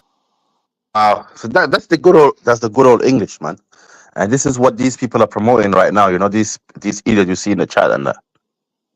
The good old days. Bad. All right, let me finish this video because I need to flick out still. Hey, wait, hold on a second. What you saying? What used to do? Wait, hold on. What used to do? I might leave you on the paddle for a bit still. That's super. I hold on, man. I'm alright for a bit, yeah. I'm alright for a bit. Invite people now, bro. While you're can't be doing no long shows in the evening again, man. Because I've got too much other shit going on now still, man. So, it's going to be like a daytime time home. You can't let somebody run your thing like back in the day. You can't let somebody run like I think obviously science is busy, yeah. But if you had somebody to run it, you reckon you run it bigger while you do your thing and that work and that. Yeah, we need Lady D back, man. We need Lady D. It's a risky thing, man. You know, with this bombing and that, man. That's the only problem, bro. You have to be on point. But yeah, bro, don't worry about me and Goals. We're gonna hold it down. Yeah, we'll hold it down. Next video, then I'll leave you on the paddle, yeah. All right, nice one. Expression, and yet he doesn't quite like the free expression of Musk. Well, who does? This celebratory rhetoric contrasts sharply with the complexity of Musk's role. His platform may enable broader speech, but increasingly reflects a personal agendum. And that may be exactly what happens with Meta, with Facebook. The interplay between Farage and Musk exemplifies the tension between individual freedom and collective responsibility. And Musk's interventions highlight the challenges of unregulated influence in an era when billionaires command political and media platforms. For Farage, the task is to harness Musk's resources without surrendering Reform UK's autonomy. That's almost impossible, I would have thought, and that will define his leadership, Farage's leadership, for the next few years, I suspect. Because I don't think Farage is going to go anywhere. I don't think he's really going to achieve that much. I think he's achieved as much as he can, but to dismiss Farage would be a mark of foolishness. And for me to dismiss Farage would be to stand in the shoes of Mr. Musk and say that he's not got what it takes. I'm afraid Farage has got a great deal. Farage has got a great deal, and he's been extremely successful with the great deal that he has wielded so far. Can he go further? I think not. But I'm not going to be the person to make that judgment call with any form of decision. I'm going to prevaricate, and I'm going to qualify anything that I try and say. But I don't think there's an alternative to Farage for Reform UK, and I think if Farage is thrown out, he'll start another party. It would just be the same thing again. But I don't think that Farage has the statesmanship to be Prime Minister, whatever his ambitions might be. In the same way as I can't really imagine Kemi Badenoch in number 10, can you?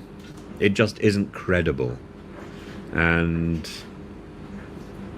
Farage will always entertain, but that's it. He entertains like Tommy Cooper, just like that, and there's not much more to it.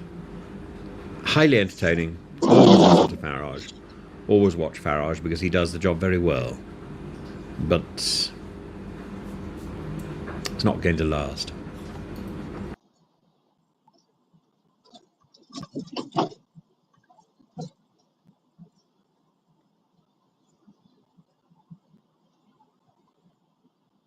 Has it finished? Yeah, it's finished. Thank you. Yeah, man. Let's get you out, go on.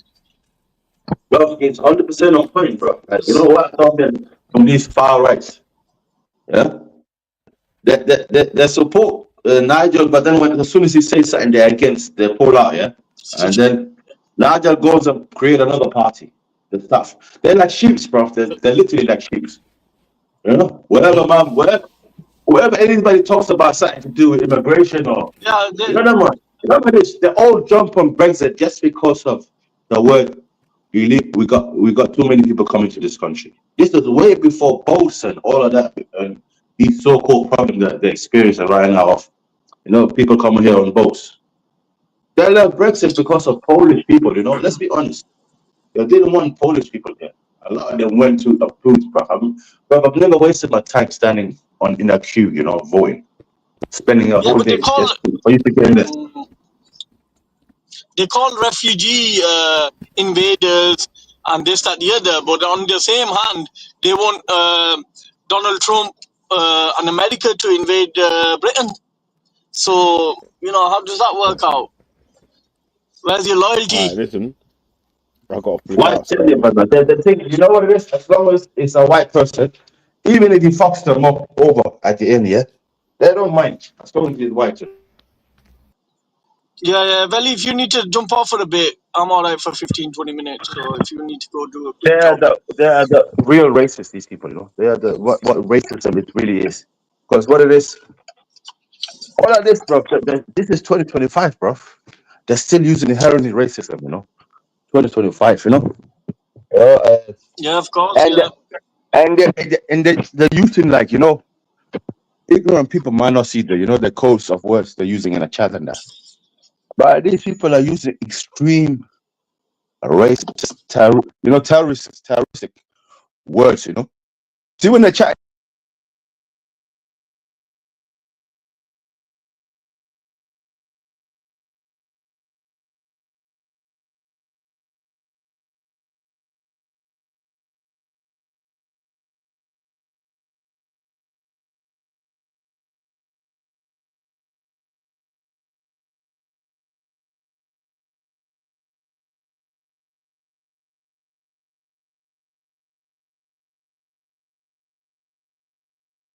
Fucking hell. Yeah, Ghost, can you hear me? You know, you have taken the place of the FNAT, man. You're going from right now, those center, like you call it, center left, they're pushing into CivNAF. You CivNAF have gone into FNAF, you know, like Mark Collect and these people. You're just the same now. Tommy Robinson is 100% FNAF right now. But before, he never used to talk about demographic, migration, people coming to this country. But all he talks about now, and what you guys talk about now, remember now you have taken the fight of the FNAF by saying that, you know, our country is going to change the next 30 years. Migrants going to be here. That was the fight. You remember you lot used to say this 3 years ago. A lot of these low IQs. We don't believe in that. But now what happened, bro? Now they're just like, they're just like a mark collecting them, man. I like Ralph. Now they're literally, and Ralph used to say this, this is like a prophecy from Ralph. Ralph used to say, don't worry, you're gonna see these people slowly pushing towards the far right. But remember this, you do not own the world. Who are you, my friend? You minority of the world. You still rely on these migrants being in your military, being some of your fighter jets, fighters, being some of your nuclear, and some people working in your nuclear facilities. Black people, Pakistani people, Asian people. Yeah, that's They're right. deep ingrained. They're deep ingrained into your defense system. Don't talk about you. It's a white country and that, bro. Remember this, as probably a Pakistani or black person right now in a nuclear facility right now. You're not working there. That's How right.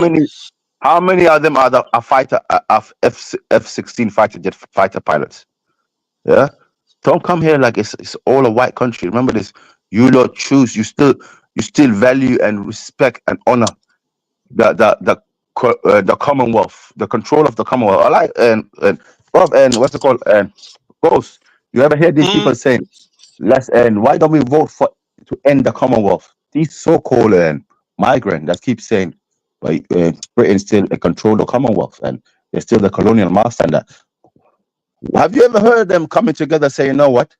In fact, let's try to walk towards separation"? Because what they're really talking about, they want separation, right?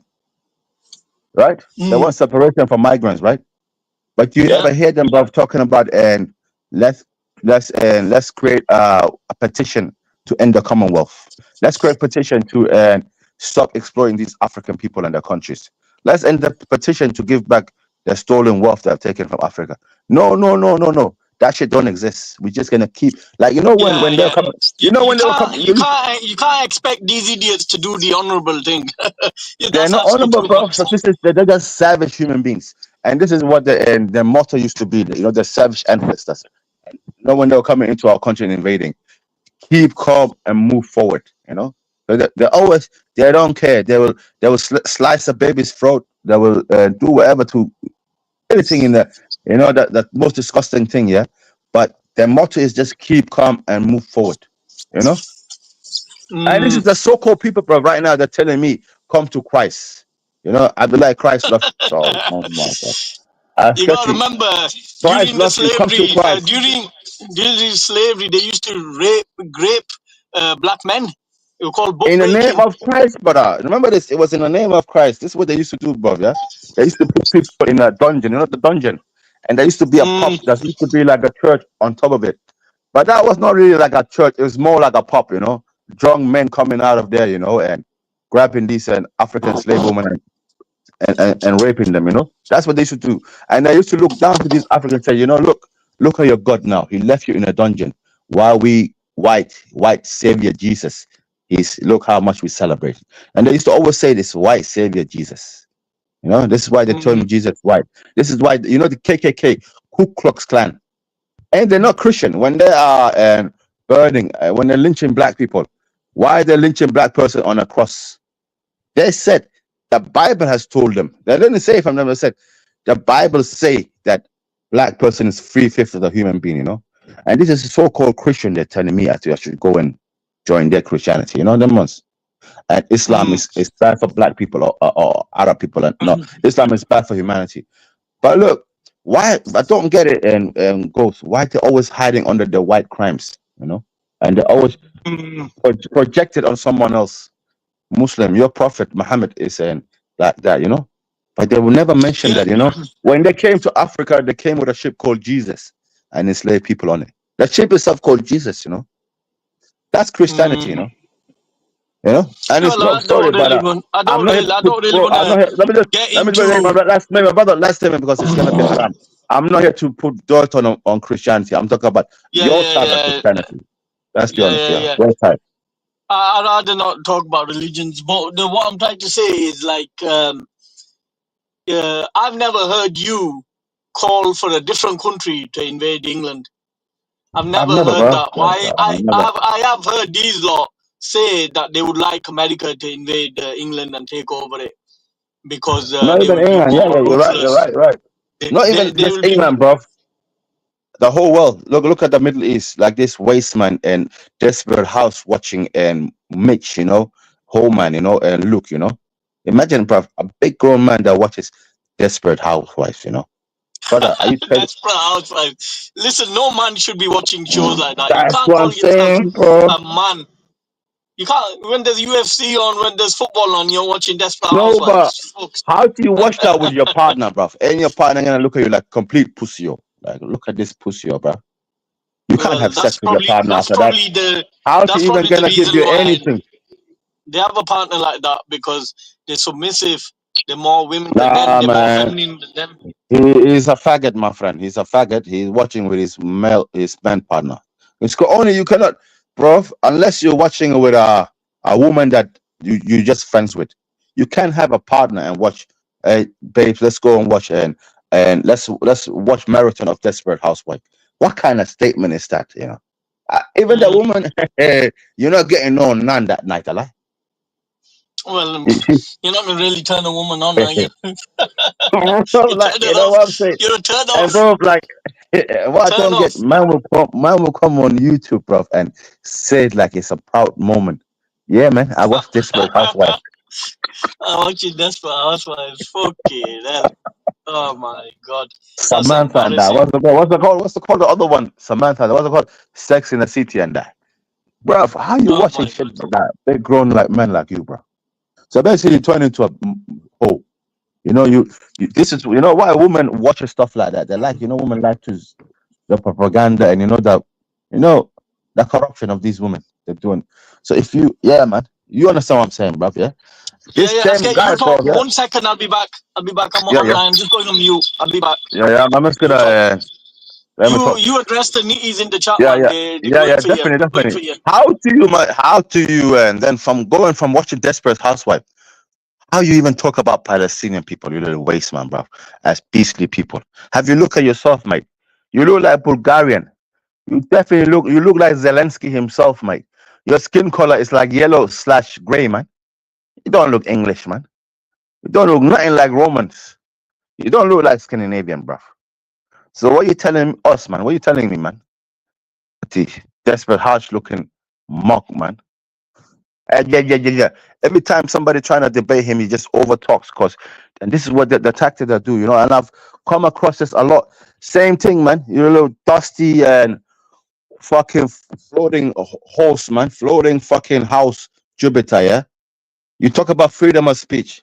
Have you seen how you run your channel, man? And these fucking imagine that, but we talk about you have all of these people, bruv. Like, they're just weird, man. As soon as they'll bring a point, they debate, talk, overtalk. No letting nobody come in and debate them or give them a different insight on how the world actually function. The world don't function under white man's white privilege eyes, Doesn't work under how you see things, You are minority on this planet.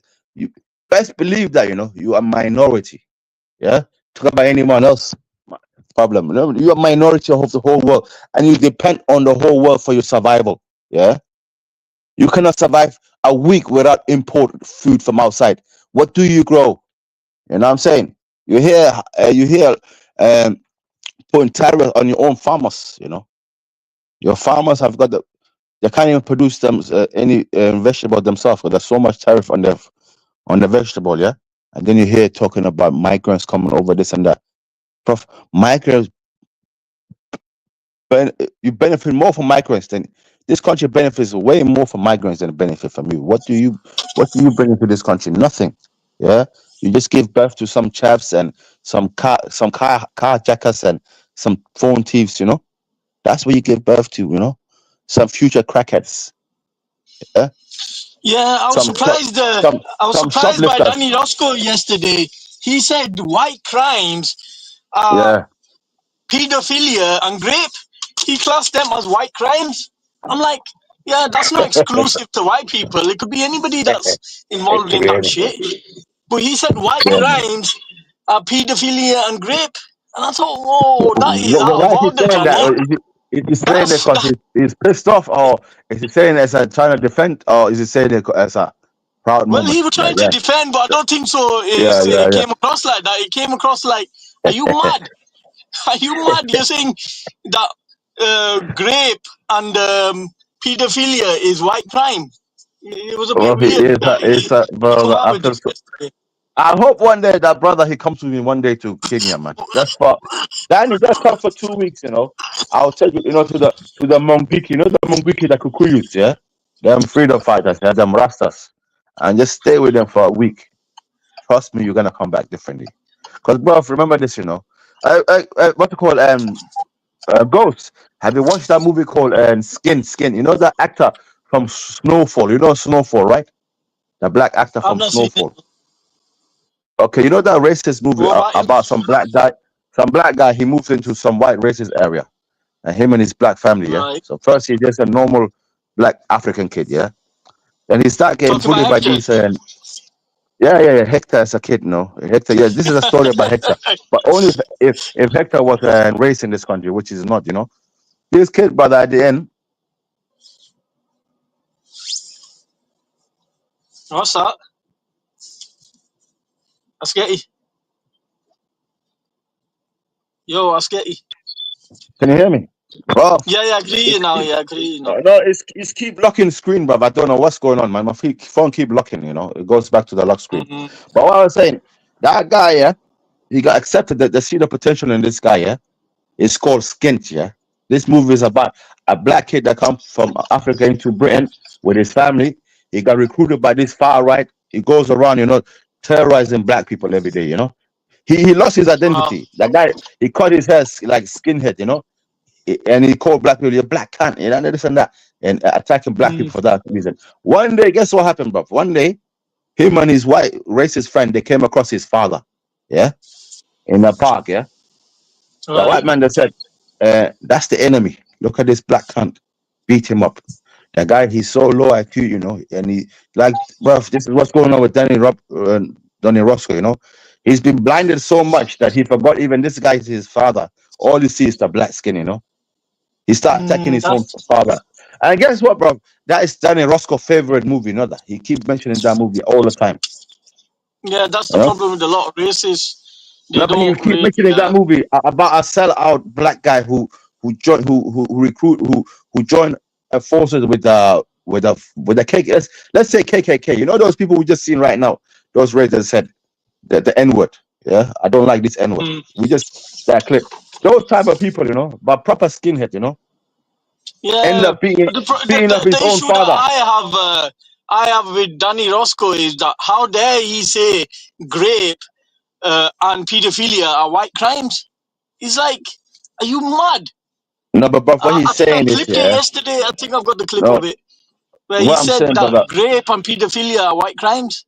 And I'm like, what he means, wow, because But you didn't mention, brother. The guy was saying he's trying to defend something. So he was saying people see us as anything to do with pedophilia and rape is white crimes. No, So he remember didn't this. say that. No, he didn't say Okay. that. He said that pedophilia and grape are white crimes, but grooming isn't. Oh shit! Say wallahi. Say what? Swear to God. I Did he say swear that? he said this yesterday, man. Oh Yeah, you my could go on God. his stream and listen to it. Nah, He I said hear you.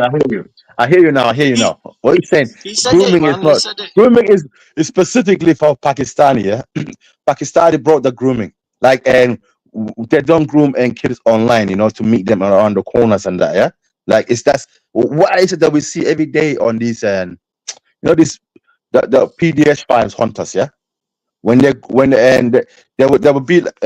Can you hear me, Ghost? When they act like a Yeah, I could string, hear like you. a string. Yeah, I could hear you. You I know, could hear you. you know the Carry on. PDF Carry file. on. You know the PDF file, yeah.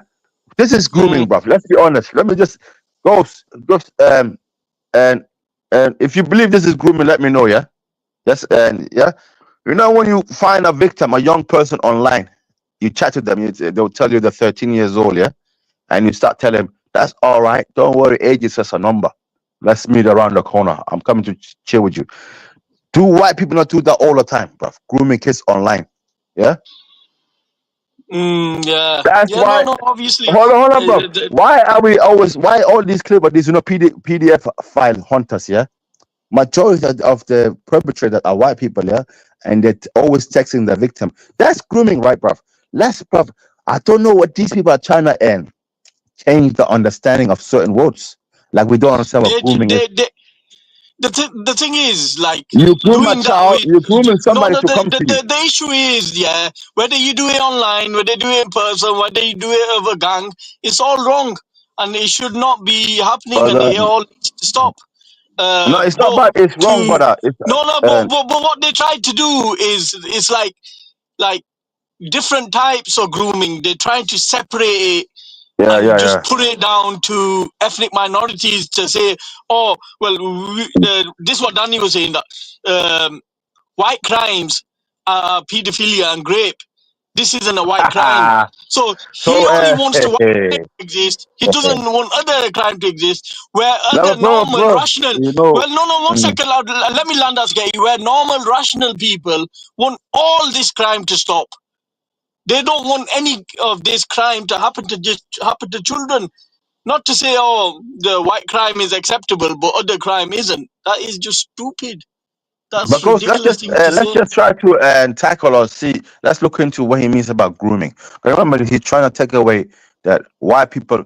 Remember this: the white person just go directly up to that underage person or that woman or whatever, or that wherever it is, and just directly rape them. Yeah, that's what he said white people do, but they do not groom them, as in like trick them and talk to them online and trying to convince them to come where they are, right? So he took away that part of that crime. Look at that, look at the hypocrisy, bro. Before this rape thing, grooming comes first. You know that you convincing the person is all right, and just unless you just somebody that's jumping out of the bush and grabbing somebody, yeah, and do the dusty rape thing, yeah. But what he does is right now, what he's doing is he's trying to take away any, the whole grooming thing and leave it. Nah, Pakistani only the one who does that. Pakistani will talk to the woman online. They will groom them, as in like they'll buy them alcohol. They'll say, no, don't worry, come out. We're gonna have party tonight and this and that. But if you not do this the best, remember this. You go all the way to Kenya to groom kids. Try to get away there. The Kenya authorities are sick and tired of you, motherfuckers. Sorry, bro, to use this word. The Gambia people are sick and tired of you, bro. What are you doing over there, bro, in Tanzania, Gambia? Yeah, PDF hunting on the beaches, on the shores of next man country, because it's Africa, right? So you're using your white privilege to go all the way over there.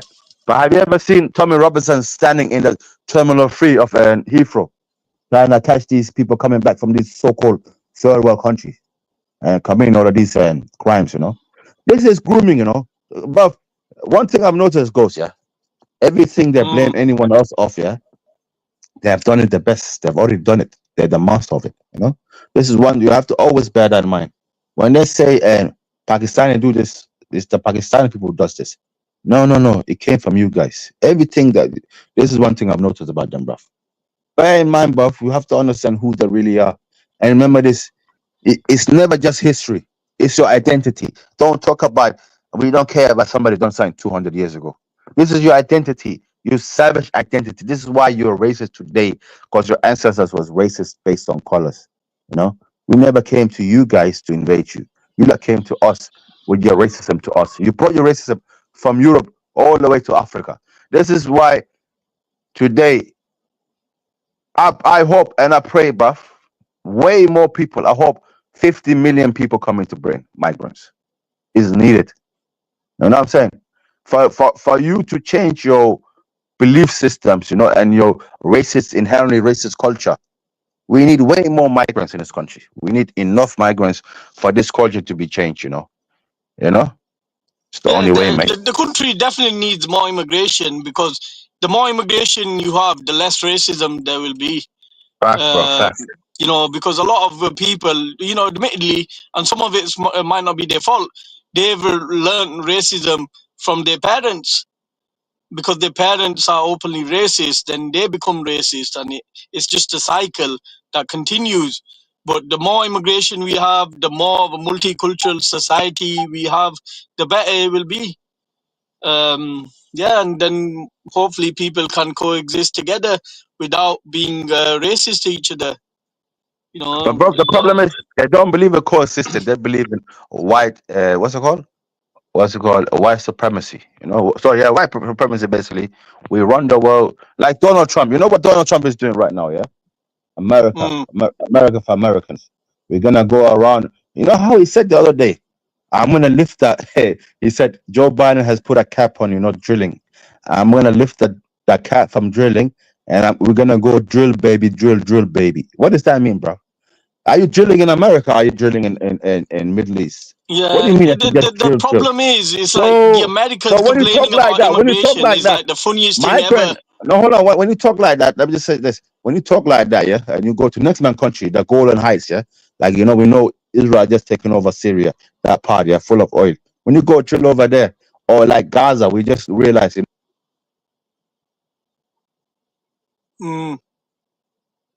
Askari, you gone?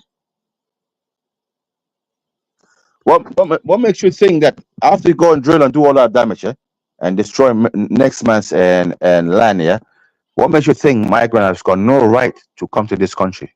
Yeah, remember this: before you go and drill, you have to analyze how many people and destroy so many buildings, yeah, and towns and that, yeah, creating all of these proxy wars, creating all these and insurgents, yeah, on the, you know what I'm saying? This is what you do just for in the name of oil. Remember, have to understand this. Where would you be without oil? Your whole world function without oil. You can't even.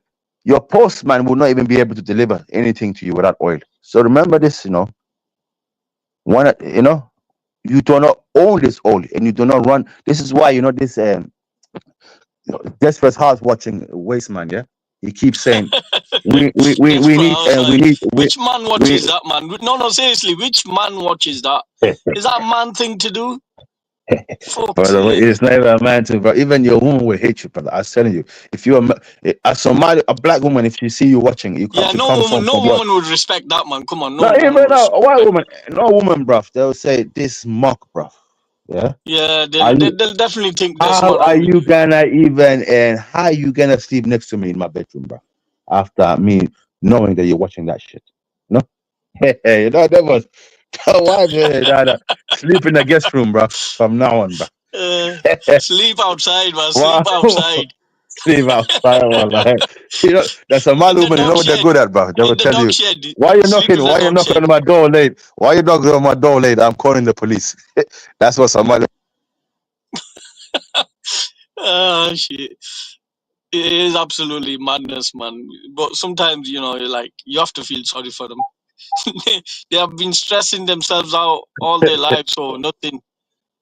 Seriously, Now, what I'm trying to say, like bro, this embarrassing. desperate house. What I'm trying to say, this desperate house watching, monkey, yeah. He keeps saying Israel is the only democracy in the Middle East. We, the West, we need to have a place in the Middle East. So when you say like that, there's a desperate house watching guy, yeah. So are you telling me those people from the Middle East shouldn't have a say and a place here in your country? When you believe hypocrisy like that, yeah. No, I don't take idiots like that. I don't take idiots like that seriously because because he's supporting a country where they righted that they're not able to grape prisoners, which are mostly children. So how can you even have take a person like that seriously, where you had people in the streets of so-called Israel writing that they're not allowed to grape prisoners. Imagine that, brother. Mostly children. It's absolutely ridiculous to even that shit, brother. Say that shit again, bro. You don't need to say that shit, bro, again, yeah. But you're actually right, brother. It's gone beyond. The people went on the street saying, "Israel, hey, me, I'm Israel, hey." Why we cannot? Oh my days! You see, I'm saying, bro, the hypocrisy is that normal? Is that normal for anybody or any brother. society? Is that normal for any society to actually riot over? You can't say that these people are civilized when they're rioting over not being allowed to grape prisoners of war. Civilized, not just civilized. God chosen people, as they claim that they are. Yeah, God chosen people, holy people, Israelites people. Yeah, but this is what they're doing, and this is where people are looking at them differently. They're saying, look, You say that you're indigenous to that land. You say you are God chosen people. You are religious people, yeah.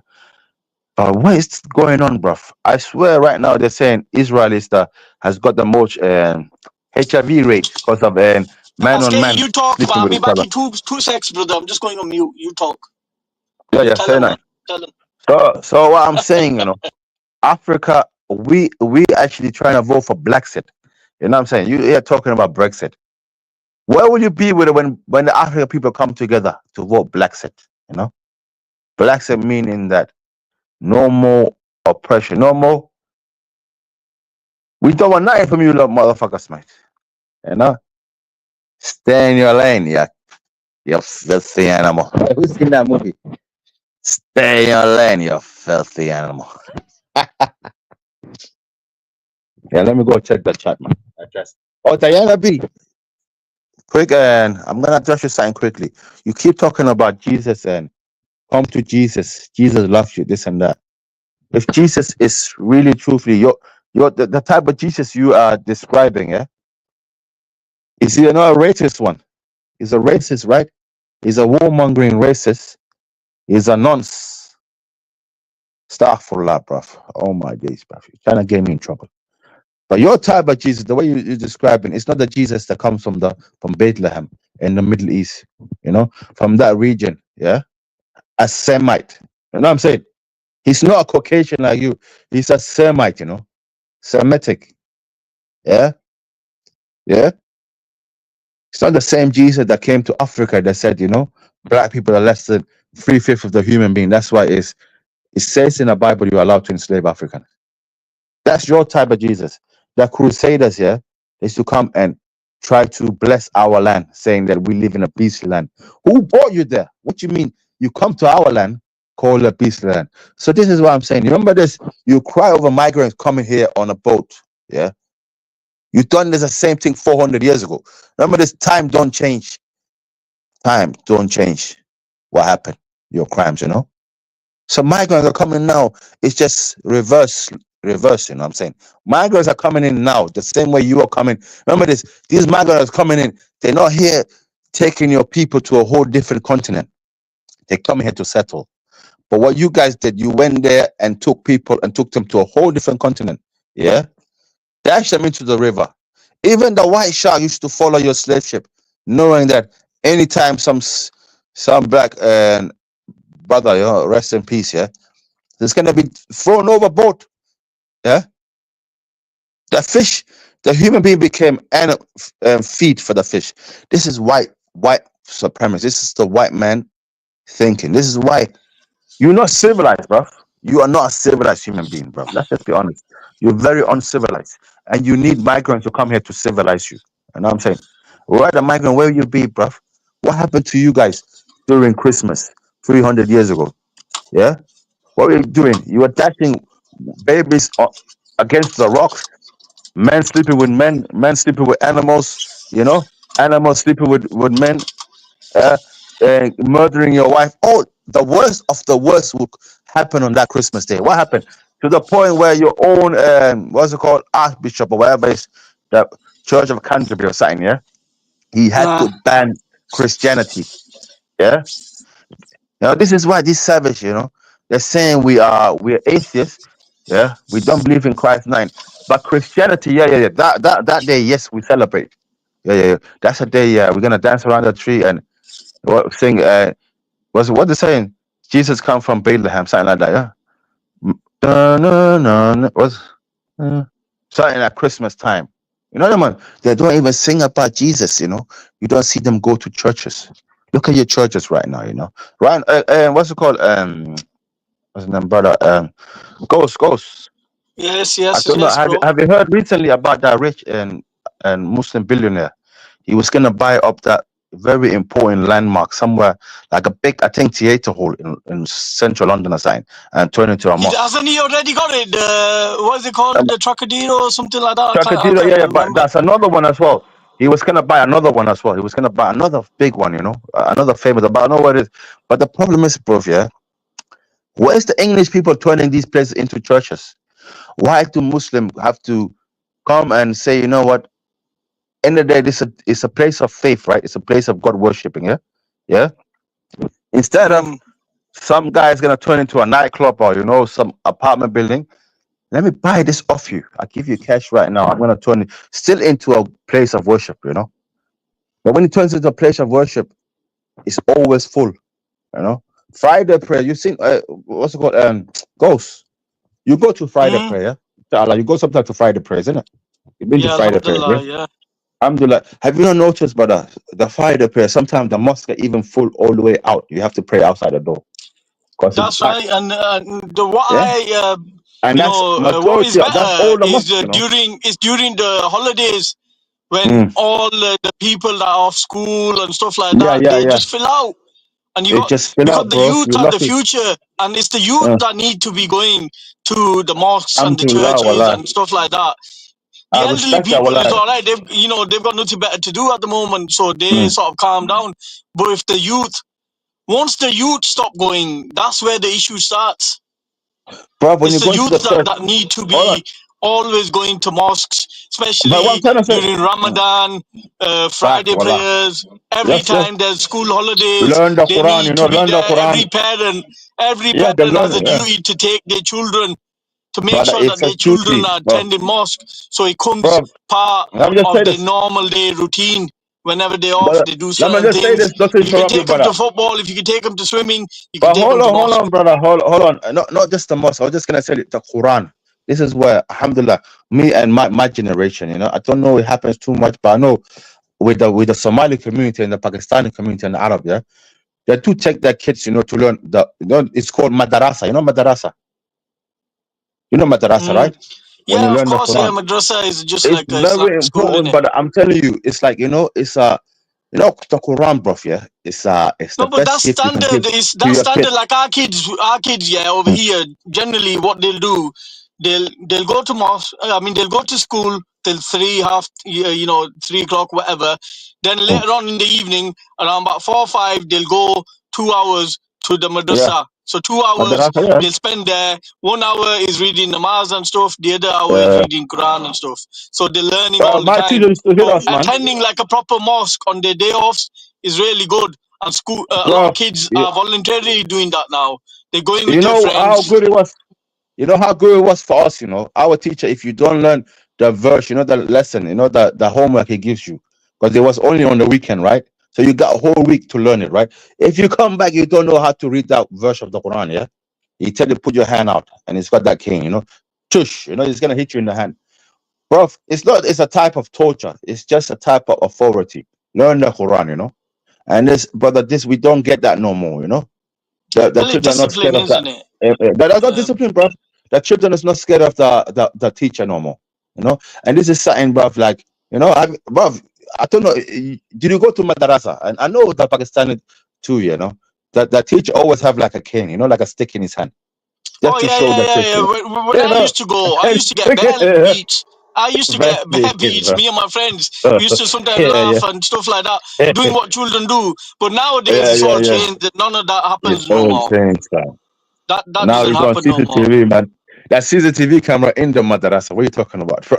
The face are watching them. You don't get beats now. We used to get But, beats. that's what I'm saying, bro. And then now you hear from this far right talking about this madrasa and extremism against thought inside this madrasa. What are you talking about? They're just simply learning the alphabetic, the alphabetic in Arabic, all right? In the Quran, right? Alif, ba, ta, Yeah, and ka, that one. the thing is, Stuff like like that. I And learning went to a mosque. learning the I Quran, that's went nothing to do with Askei. extremism. I went These people to are low religious IQ. lessons for over 10 years, yeah. And Yeah, not yeah. once did anybody teach me to hate anybody or do Never, this or never. do that. From my time, during the studies as a kid, was like I used to think that these are over tolerant. I No, used to not think even that that, you guys brother. are too tolerant, man. Have you not You're noticed that forgiving the thing is, everybody. You're forgiving everybody. You're not even doing anything. You're telling us to forgive everybody. no, not And even that, Ghost. yeah, I No, think it Ghost. was What I was over gonna say, tolerant. no, Ghost. Just not to drop, brother. Sorry, yeah. Not even just. Have you not noticed in the madrasa they always give you story about different prophets from different type of regions of the world. They will not just give you the same story of Prophet Muhammad from the Arab Peninsula, yeah? They will tell you different prophet, right? Some prophet from here, some prophet from Russia. I don't know. That's what I used to learn, in the Quran. They used to tell the story about different prophets. So this is where you understand Quran is, the Quran. Yeah, end of the day, first thing you have to understand, Quran is the last testimony and the last message by God when it Yeah, comes to last Abrahamic faith. revelations. Yeah. Yeah, remember this? What's it called? And Judaism, the Torah came. The Jewish came. The Jewish people corrupted the belief system, right? Allah changed it. He brought Christianity. Look what people have done to Christianity today. They're completely corrupted. People talking about we need to water down Islam, the Quran. We need to change it like they would change the Bible. What you talk about? You think you can change God's word? Yeah, just to please today's people. You know Today's what I'm saying? society. Today's Today's society society. changes over time, doesn't it? But then it's not religion, is it? If you can go in to change just because you're white, yeah. Yeah, because And it's it's only a white man. person who say something dumb like that. We have problem with Well, Islam because I wouldn't put it down to a race that would bro, say it something is, dumb. man. Let's be honest, brother. Anybody I'm can not say even being something dumb. racist because it's Anybody only can coming say from something them. dumb. The ignorancy, but the ignorant, the dumbness of saying, we want the Quran to change to suit their benefits, bro. Who do you think us Muslims are, bro? We're the last of the standing of this Abrahamic faith. You think you already corrupt all of these other religion. You and your Roman people. Remember this, you are Romans. You're not different from the Romans. You are the Romans, yeah? Yeah?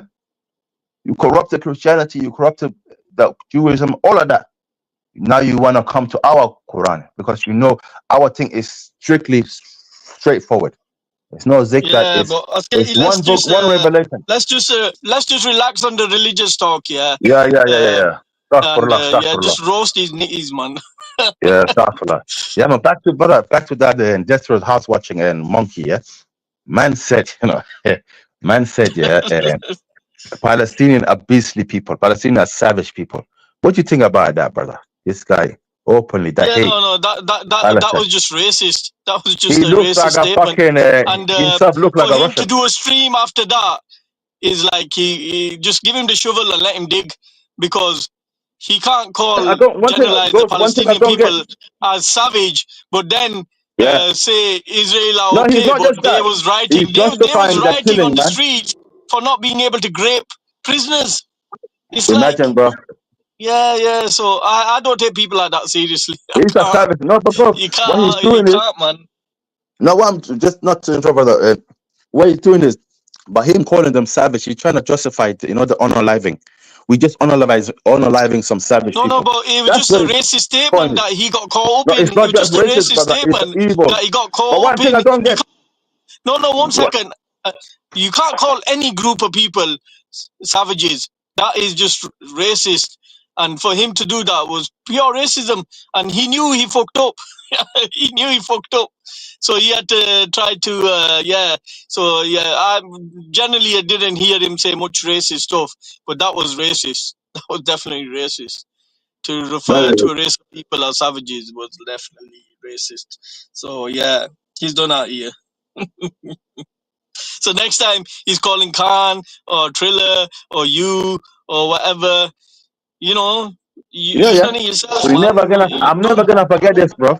I'm always gonna call him a Bulgarian. Watch this, bro. Forever and ever, he's gonna be a Bulgarian until he. No, I think he's been punished enough, bro. Leave him alone. He watches Desperate No, Housewives. brother, no, I think brother. that's You enough can't. Are you punishment. mad, brother? I No, think no, that's no, no. enough punishment. After what you done to those innocent Palestinian children, are you mad, brother? Brother, allow it, bro. What do you mean? We cannot let this guy slide, bro. Because what he does, brother, he's getting so comfortable. Even when he comes to debate, he start off with a normal tone. Then when he gets No, but into I it, would bro, like, I he want him to overtalks answer. everybody. I want him to What is answer. man, What bro? does he call the people of Israel that are rioting on the streets that they're not allowed to grape prisoners who are majority children? I would like to know that, brother. This is what I'm saying. They have no energy for those people, and this is what I'm saying, bro. And this is the so-called people we should look up to as moral standard people. The English so-called English standard. The whole world is beastly. We run the world. Like the girl.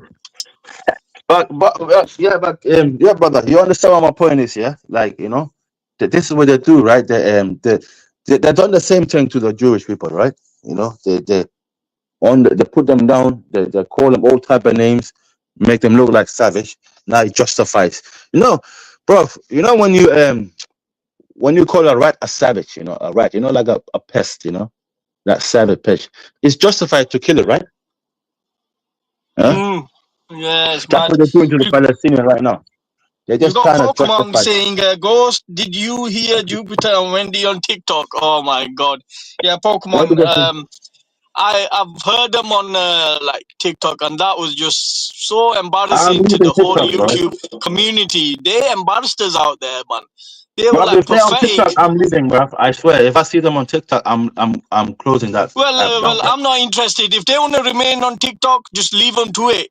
We got, as long as they're not in here, that's No, fine with bro. me. Just TikTok leave is them for to young people, TikTok, man. man. Leave them to TikTok. But allow Let it. TikTok is TikTok for have young a. people, man.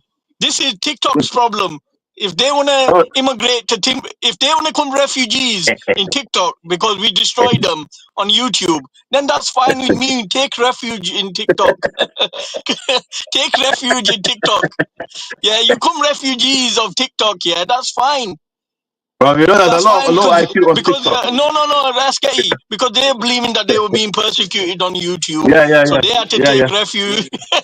Come on, they come had on, to pal. take refugee status in Come TikTok. on.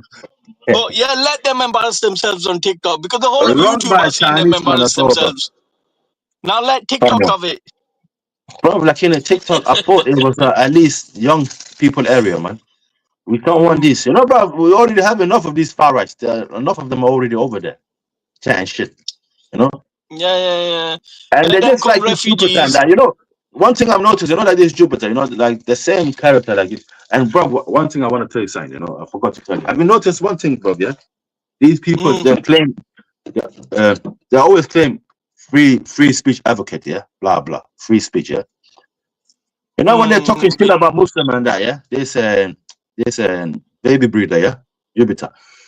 And when she talks shit Baby about, breeder. come Baby on, bro. Well, when they talk about Muslim and that, you're trying to put Muslim or black shit. people down, yeah, and you're trying to bring point in a chat. Have you not noticed how quick they will block your channel, bro? Block you from the chat. Oh yeah. There's no free speech on their platforms. They are super sensitive, man. They are Bro, super sensitive. bro, it's not, bro. And I've got their names, you know. So you got bare fucking soldiers there, bro. You know, the other day, yeah, I changed my name in it. And then at the end, I got pissed off. I'm like, this is a sketchy. You know what they start typing? A sketchy, how did he get through security? Madman. Yeah, you get through They're super security, bro. sensitive out there, man. They're super Bro, like, sensitive. bro, it's just the way they are, bro. Inherently racist. They're racist, bro. This is not. It's their fault, you know. They can choose. It's 2025. You know? That's enough. That's enough information out there to help you not to be a racist. And what I'm saying, racist, bro, I don't believe. I have to be honest, you know. People look at racism differently. I don't look at racism as somebody calling certain words and this and that. Prejudice, you know, prejudice, yeah. That's racism. That's the worst form of racism. You know, like these people, what they're doing, you know, like this waste man, this is not watching idiot, yeah. When you call in Palestinian people, what's called savage. That is the biggest form of racism. You know that you're putting a whole race down, so you can just justify your savageness. You know that ones. Yeah. You understand what I'm saying? That pure That is the racism. And racist. he knew. No. Let's just be honest. He knew he fucked up. He knew he No, fucked he up. did, bro. So He it's a bit like Jupiter.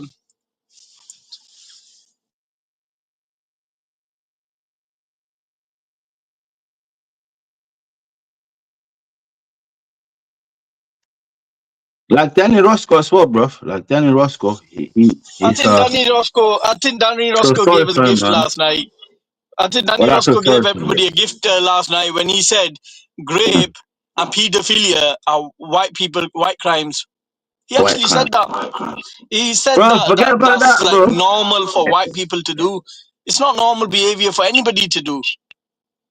You Have you understand? seen the have you seen the clip where he goes to that migrant hotel and the migrant jumps on a bus and he starts chasing him down the motorway. In his car, the migrant bus. He chased them down, you know. On the way, Danny bro. Roscoe actually said that that grape and pedophilia are white crimes. What? That is like you associated some One thing disgusting I could say crimes though, with yeah, one one thing I could race. say there, That is absolutely a disgusting thing to say, Danny Roscoe. Hang your well, head in one thing I shame. could say, but Ghost, let's be honest. One thing I could say, yeah, rape and these type of crimes in Pakistan or Africa, yeah, they carry a higher sentence, a tougher sentence, Look at this sentence here, bro. Yeah, it's nothing right compared to our country. So when they say this grooming gang and all of that is a foreign culture, it's foreign, right? What do you mean foreign, bro? You think you can do that in Pakistan, bro? Just call somebody the nonce word, Are you the nonce? Like the way these English people call each other everyday nonce, bro. What's it called? Ghost. If you start calling people nonce word in Pakistan without evidence, what will happen to you, All bro? right. Or what will All happen right. to that I victim? want Batty Luke to answer. What do you say about the people of Israel writing that they're not able, they're not being able to grape prisoners who are mostly children? They want the right to grape prisoners. What do you think of that? Is he there, bro? Luke, Is he there in the chat? Is he in the chat? I beg you, read his comment. he's coming in Let's the see. chat crying. Yeah, he's coming in the Okay, chat okay, okay. crying. Still Okay, let's see trying his to comment. justify racism towards. But let's see if he's consistent. Yeah. I just want to Let's see see. consistent. If he's Let's see. consistent, Yeah. that's fine.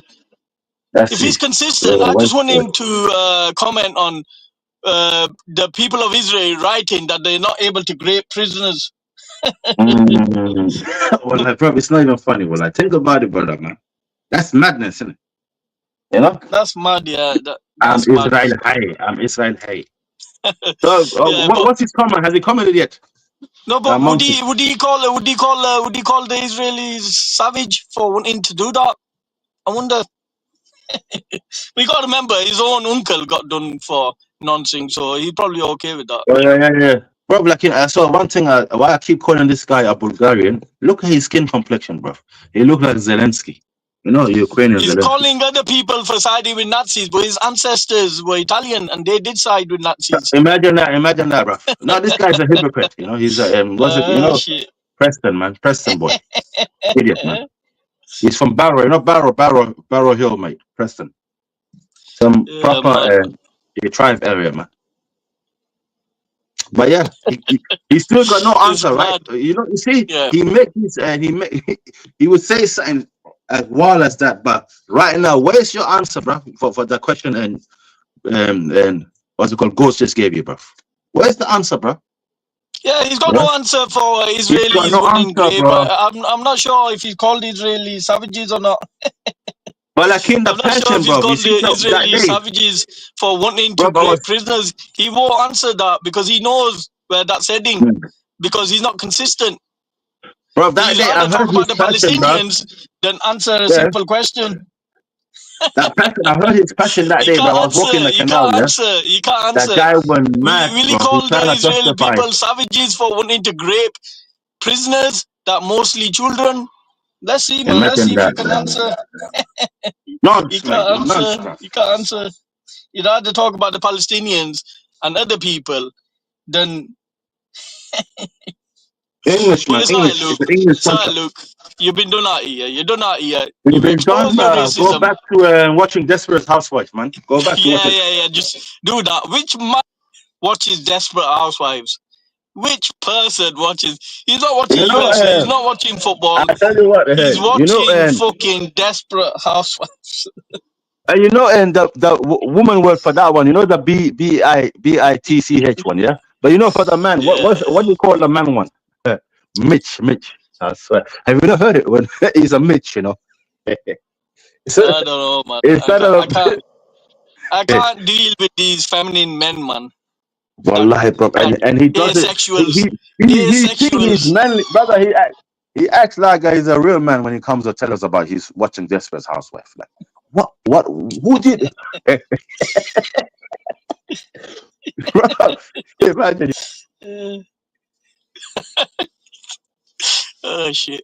But yeah, Imagine, bro, you come around men, around guys, men, and you talk about, sorry guys, I got a cut, I need to catch up on the. imagine you're with your on boys. replay, Imagine you're up replay, with your boys and you're saying, I need to go home to watch Desperate Housewives. I'm recording the episode of my Skybox is recording the episode of Desperate Housewives. Here lads. Yeah, I'm going to watch Desperate Housewives. Fucking hell. I'm telling you, you wouldn't be welcome back in the gang. They're like, you stay What there. about your parents, my friend? What about your father? You don't have respect for your father, your mother, your sister. Imagine they catch you watching that. I don't know.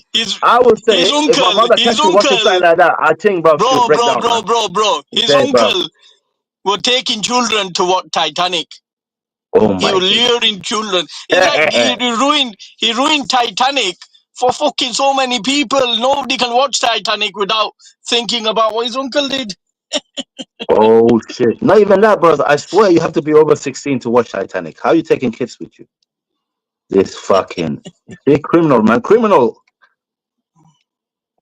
This is a madman. Mad. But it's you know what? As long as he's his uncle is an Englishman and he's not Pakistani, it's all right. That's how he sees it. I don't think so. His uncle's English. Wouldn't he be Italian? Wouldn't be classed as Italian? But these people are not Italian. He's lying to you. He's a Bulgarian. Don't you look at his skin complexion? It's yellow, my friend. For God's sake, brother. His skin complexion is yellow. It looks like it's mixed with grey and yellow. That is clearly an Eastern European trait, I would believe him if he says he's an Ashkenazi Jew. I would actually believe him because he does look like a Polish or a Bulgarian, Ukrainian Jew. I believe that, yeah. But actually, I'm Englishman. But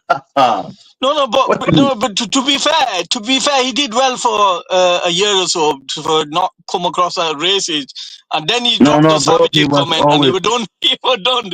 It's like, yeah, you just class the whole race of people. Yeah, you know who his idol is, my friend? Seven and them on Seven. He got exposed as a racist, man. He got exposed. He's done, man. It hurts. I know it hurts. When you look up to people like Seven, what do you expect, brother? That guy, he looks up to people like Seven and that. That's his idol, He's a fanboy of Seven, mate. Well, Seven is definitely a racist. Somebody who drives a Nissan Micra, my friend. You had that other idiot, Wasp or something you were called, and he was definitely racist. I heard him be racist many times. Let's not talk about him. Well, you know why? He's a dead man. He's dead man, brother. Let's show more respect. No, but he's in hell. He's in hell. Yeah, he's definitely in hell. He's definitely in hell. Definitely. No doubt about that. He's already suffering hellfire right now. Remember all that shit he's been saying. This is what I'm saying, You think the world is a white man's world. No. It's for everybody. The only problem is you're the minority of this world.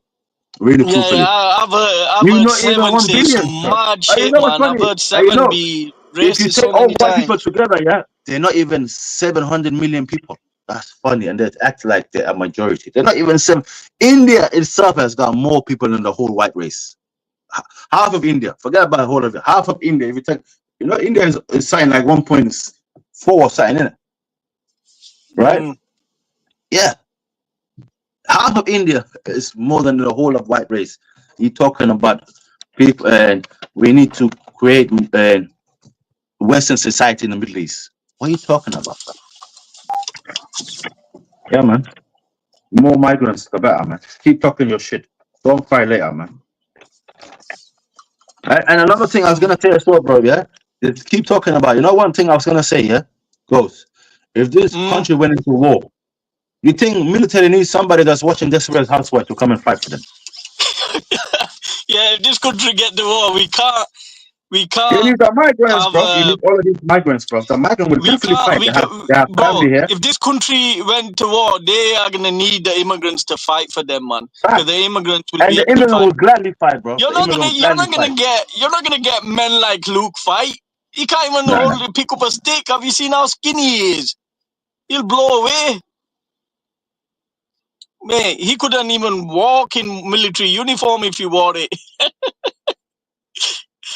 This is mad, man. It's like, I really can't really Yeah, if this country ever were to war, we'd be fucked, man. We'd be fucked. Imagine We Luke, got bro. Luke would say a grenade is too heavy, bro. Take that off me. I can't carry the grenade.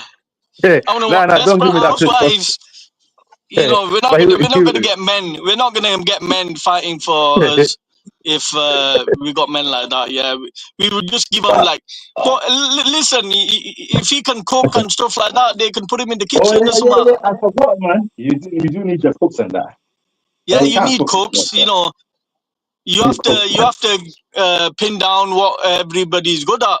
What And about if he can cook and stuff like that, maybe he can be nighttime entertainment for the soldiers. So he can dance and shit, or tell jokes, or you know.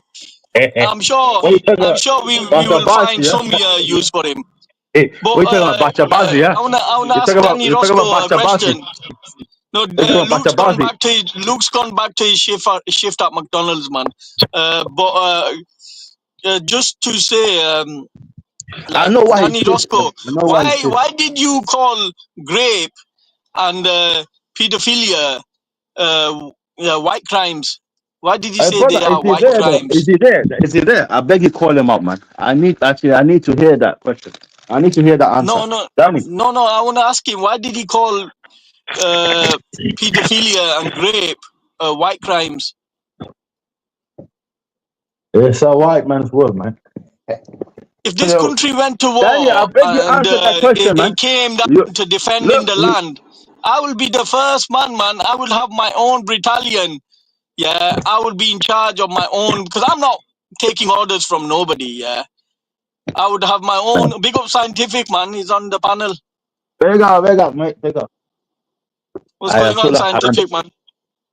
But bro, you're right, bro. What about having a commander like Wendy?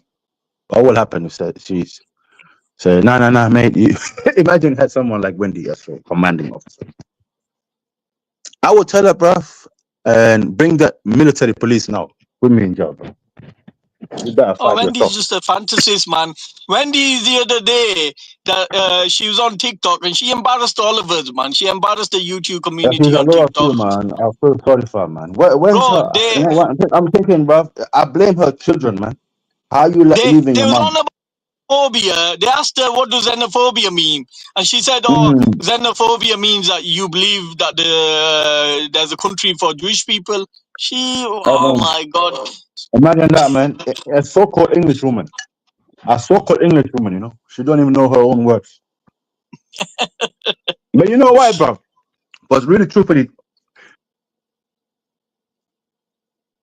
believe in suffering xenophobia from their own race, you know. They don't believe white on white racism. That's why she hasn't already experienced it. You know that much? Yeah, but xenophobia is more about the country, in it, that you hate people from other lands. Yeah.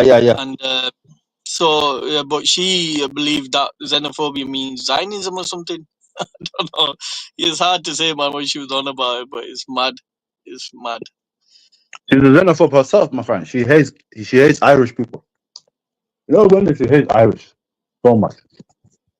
Yeah, but isn't she German or something? But all I'm saying is, one thing I know is because you used to say that her father used to work in the coal mining, yeah? So I told her many times like this, I do know why she really hates black people, because the father, after he finished his shift, he used to come home with a black face, charcoal face. So when she see him, she got scared. That's why she hates black people. But the father couldn't take a shower in the workplace, so he had to walk home with a charcoal in his face and that, from work. So that's when she sees a black face. This is why she hates black people, She still remembers that black face from her father, from the mine, mining work, bro. Yeah, but if you watch Desperate Housewives, I'm taking your man card away from you. I'm taking your man card away. Say, yeah, give us that man. Here's a purse. You have a purse. Taking the man card. Revoking man cards out here. And I believe he watches stuff like, this, what's it called, that program, I forgot. Hollyoaks. Eh? This program, what's it called? Hollyoaks. I think Hollyoaks. Yeah. Bro, what area is that? Is that Luke's area? What area is that filmed in? That? I think one of them is filmed in North Yorkshire or something like that. So it's not So Luke's area. It might be okay. close. Might be. Yeah, but I'm not they sure. kind of remind me of those characters. They're like Luke, But the gay one is watching Desperate Housewife. I remember that in Hollyoaks. One time I remember I was watching it. A guy saying, yes, he's got like 2 crips in his hand. Talking about, I'm going home to watch, Desperate Housewife. I started remembering Luke, bro. You have to be gay to watch Desperate Housewives as a man. You know that? That's not other excuse, That is, I don't believe that's other excuse, bro. Because what makes you interested in women's mentality? A red flag. Women That's definitely a red flag. women slacking about each other and stuff like that. Women taking next man, each other's men away and that. That's definitely a red flag. And you can't really. How do you? How can you have a partner when you are interested in what actually woman mentality? Women's slacking and that. Yeah, but he doesn't have a partner. That's the thing. He doesn't have a partner. I don't know if you think 7. I don't know if you think 7 is his partner, but apparently he's asexual. So I don't know. Who's asexual? 7, yeah. No, Luke. How do you know that, brother? Asexual. I don't believe that. Yeah. He doesn't have a partner. I think he wants a blowy off a man or something like that, just to see how it was apparently. But I don't know how truthful that is. But, no, mate. He goes once a while into that. 7 is not his partner. 7 is probably the one that groomed him, but 7 is definitely not his partner. 7 drives and needs a micro. Oh, do you remember that? That racist woman based Amy or something. She used to go to the park on the crutches. Who used to take bigger dives than Mo Salah's dude. But she used to just dive without. She used to always take a dive, pretend that someone threw her off her crutches. He is on video actually going around walking with a handbag. He used to walk behind her with a handbag. I beg you, can anybody find that clip? Anybody in the chat, please, bro. Let's bring back. I'll get Bleeding Heart or somebody to find it for you. I beg you, bring it, bro. We need to bring this back. Bring it back to the surface, bro. We'll do a whole show on it, Askett. We'll do a whole show. Brother, let's make a whole show, brother. This guy, he's been talking shit about the Palestinian. Don't think we're gonna let you go, bro. We'll do a whole show on it, just for fun. Just for fun, yeah. We're gonna get you off the YouTube, We'll bro. do a show on it. Askett, I'll do a show for you. Inshallah. Just exposing for the the children shit. of Palestine. For those innocent children, we have to do it. This is the waste. Yeah. It's mad. Bro, He couldn't even answer a simple question and he ran off. Bro, I said, would you call the people of Israel savages for wanting to grape, for writing over grape? And he couldn't answer and he ran off. Now he's probably hiding somewhere under his under the McDonald's counter saying, "Oh, ghost." But one thing I was gonna say, what's good? Ghost. One thing I was gonna say. One day he kind of surprised me. You remember that day when Banksy was? It was Banksy and him and 7. Yeah. Banksy came up with a thing of migrants should go back to the country and that. Yeah. Him and 7 went mad. Like they became quickly like they're trying to defend black people and migrants, and they turn against Banksy. But the next day, he's back to racism again. One day he's acting like he just listened to the Wu-Tang Clan album. He must have listened to the Wu-Tang. He must have listened to Wu-Tang Clan that day. Wu-Tang Clan album. But that day he was defending the black people. No, Adam, I've said, would he call those people savages? And I want to see if he's going to go from here onwards calling the people of Israel savages. Because he generalized with the Palestinian population. Now I want to see if he does that. Same. It's racism either way if he does. Because I'm still not going to call the whole people of Israel savages. Because they're just human beings. That's racist. So, yeah. So, where's Welly gone, man? I said I would hold it down for like 20 minutes. I'm sure me and Asketty have been chatting for about an hour or so. Has it been an hour? Has it been longer, Asketty? How long have you been on this call for? Well, I don't know. I think about 35 minutes time. 30 minutes. No, Come, it bro, must be 30 more minutes. than 30 minutes. Can anybody in the chat tell us how long have we been enlightening you people for? But listen, forget about that right now, bro. And you see, I was gonna ask you something. You see this TikTok thing, man? Yeah, bro. It's funny, wallah. You know how many far rights they're trying their best, bro. You know they're trying their best right now. Yeah, I know. I blame you know Keir Starmer for even Yeah, talking yeah, about but before you get on Tommy it, Robinson. He should did never even mention Danny Tommy Roscoe Robinson. run off, man? Why did Danny Roscoe run off? I asked him a simple question. Why did he say that pedophilia Oh my and God! rape Hey, are have you white ever seen this crimes? kind of bike? Why did he say that, Oh Danny? my days, Danny, that bro. you've just associate horrendous crimes with the white race. Why did you do that, Danny? Why can't you ask? You run off. Why did you run off, Danny, man? Just answer the question. Why did you associate heinous crimes like rape and pedophilia with white people? Why did you say they are white crimes? I don't know why he's saying that.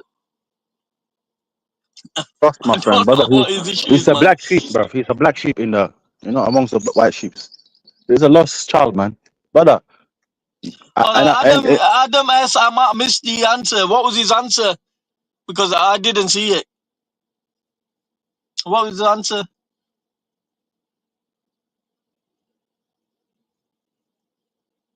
What did he answer, man? Ghost. What's He didn't the answer. chat He saying? just repeated his anti-whiteness. All right. So Game is saying that he didn't answer.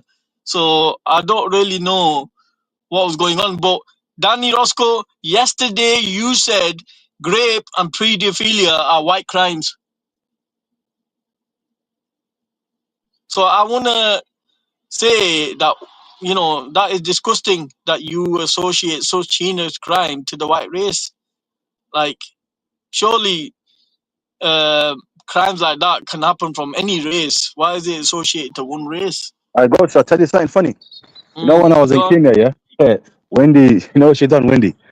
You were trying to call the immigration on me, yeah, thinking that I don't have no rights. You know what she done, bruv? Mm.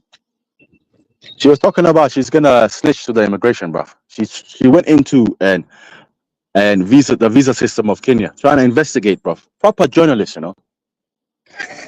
Mm. Wendy's not a journalist, man. Like, she's been writing a book for like fucking. She's been writing a coloring book or something for just fucking like 6 years. She's a fantasist, man. Wendy's a fantasist. She'll make up a story. Same with Gumi. Remember when Gumi made up that she went to doctors and she was in a room and the woman had a niqab on? Why would a woman Wow. need to cover up in front of another woman?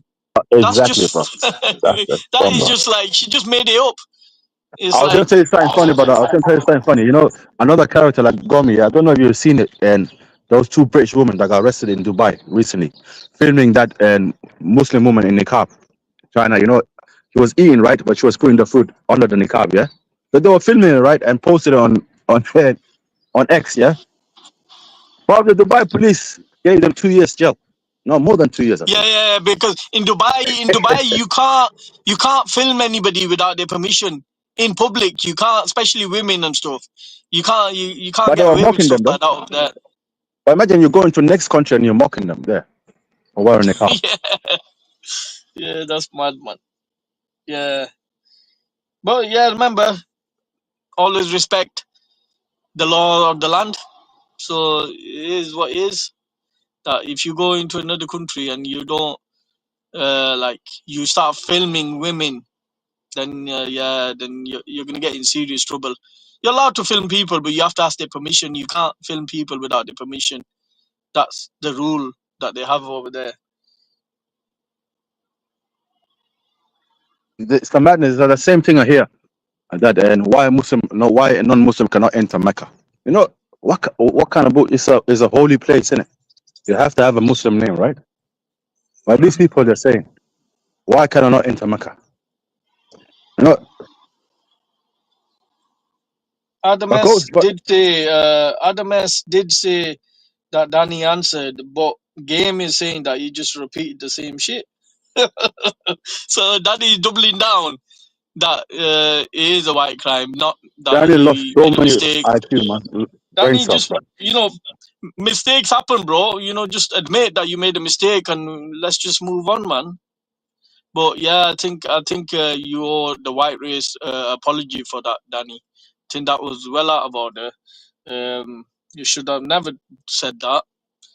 Now it's been clipped, and yeah, why don't you get on stage next time you're at one of these prophetic Tommy marches and say that?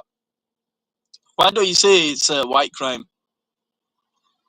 Because it's ridiculous. It's like, yeah, Danny, you can't say shit like that. Yeah, it's scientific in the talk, man. That must be scientific because he came on the panel himself. Um, yeah, game. Yeah, let him say on stage, man. Let him say on stage. let's see how that turns out for him. Yeah, it's a bit mad, yeah. But I don't. I need to go, but I don't want to leave Asketi alone to run the show. I'd rather have Same somebody here, bro. else. I'm gonna cut a spot. What's that?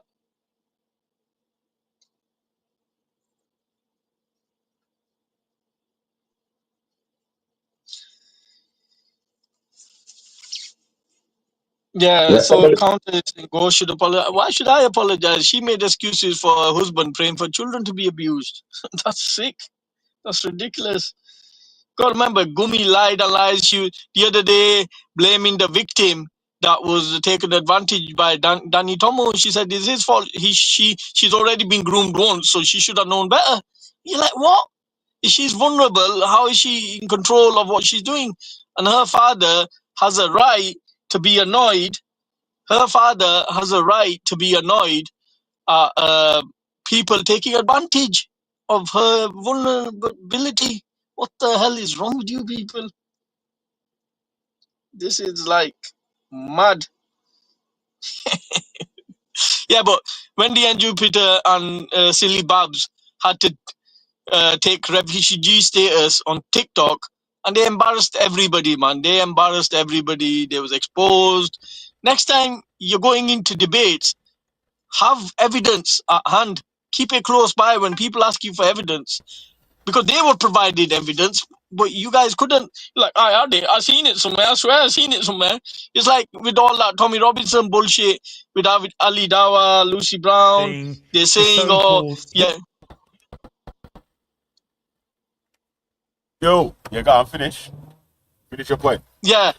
So I was saying, like, with all the Ali Dawa nonsense and Lucy Brown, where they Tommy threw Lucy Brown under the bus because he got threat.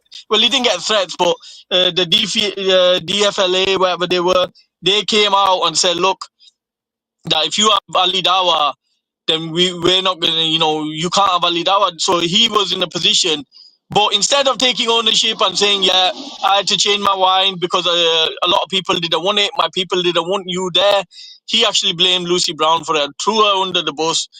And then, Veli, you shared something, a post as well. So would you be okay if Lucy Brown come on this panel to have her say? Yeah. All right, so I'll try and make that happen. I'll see if I can get somebody to speak to Lucy, or I'll try to speak to her myself and see if she's willing to come on the panel and see what happens, yeah?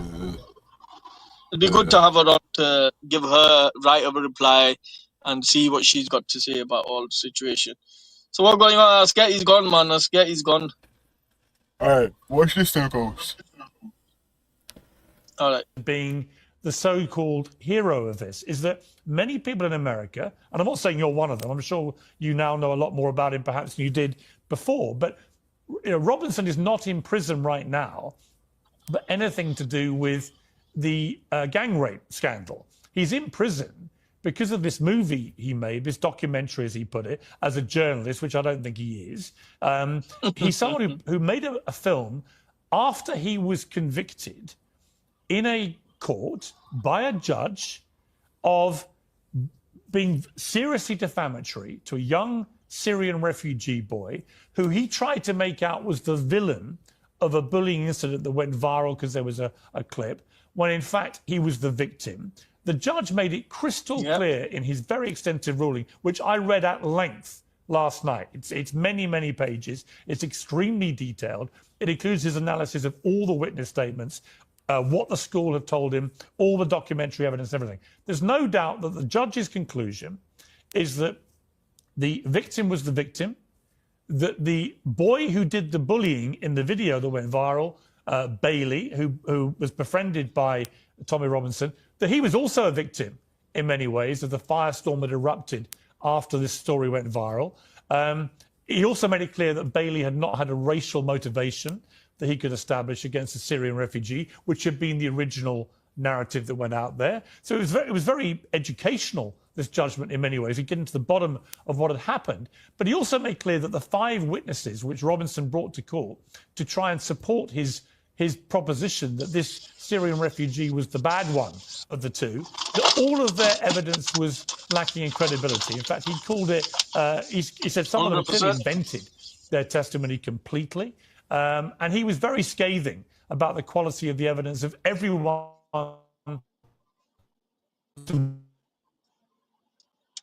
found Robinson guilty of defamation. He fined him £100,000 and I think £700,000 in legal costs. And he made it crystal clear, Syrian refugee boy, Jamal, again. And all that Robinson did was go away and repeat them to absolutely everyone, including in this film, to wide audiences. And they are ultimately lies, as proven in a very forensic and extensive court case held by a very eminent judge. So my problem with Robinson is that he's trying to portray himself as this great martyr who's been, you know, had lawfare put against him by the British establishment to silence him, when in fact it was his refusal to be silenced and to repeat lies about this young Syrian refugee boy, which is why he's in prison. Secondly, my problem with him, Jordan, if I'm honest, is I don't know how many Americans or people in America who've been following this, because I see all the stuff on social media, they just don't seem to understand that Robinson's criminal record is highly extensive and very unpleasant. So, you know, for 20 years, he's been breaking the law. He attacked an off-duty police officer. He led a hooligan group of football thugs in a brawl involving 100 people. He headbutted a man in Blackburn. He used a false passport to get round the fact he had criminal convictions in the UK to get into America and was caught. He perpetrated mortgage fraud, over £160,000. He was then found in contempt of court twice for turning up at court cases involving people who had been accused of committing these heinous crimes of grooming and raping these girls, nearly wrecking the trials because he was saying defamatory things in public outside the courtroom. And then we come to the refugee story, in which he's now back in prison again. And he was found guilty of stalking a journalist and accusing her partner of being a paedophile. This is not a nice guy. This is a pretty repellent human being who also simultaneously has been right to hang on for many years about the scandal of the rape gangs. So, yes, he's complicated, but at the heart of it is somebody who I think also, just finally on the point of Robinson, 2 points I'd make. One, I think he's done this, he's monetized his hatred of Islam. It has warped, in my view, all his so-called journalism, activism, whatever he wants to call it, because it's always skewed against Muslims. It's never fair and balanced in any way. And I think that's what tipped him over the edge with this story of this boy at the school. And, you know, on that, the bully, the alleged bully, was actually kicked out of the school before this ever got made public by the media. So they'd already had their own investigation, concluded he was guilty not just of that, but a litany of other similar offences. So he was thrown out. So that's where I sit with Robinson.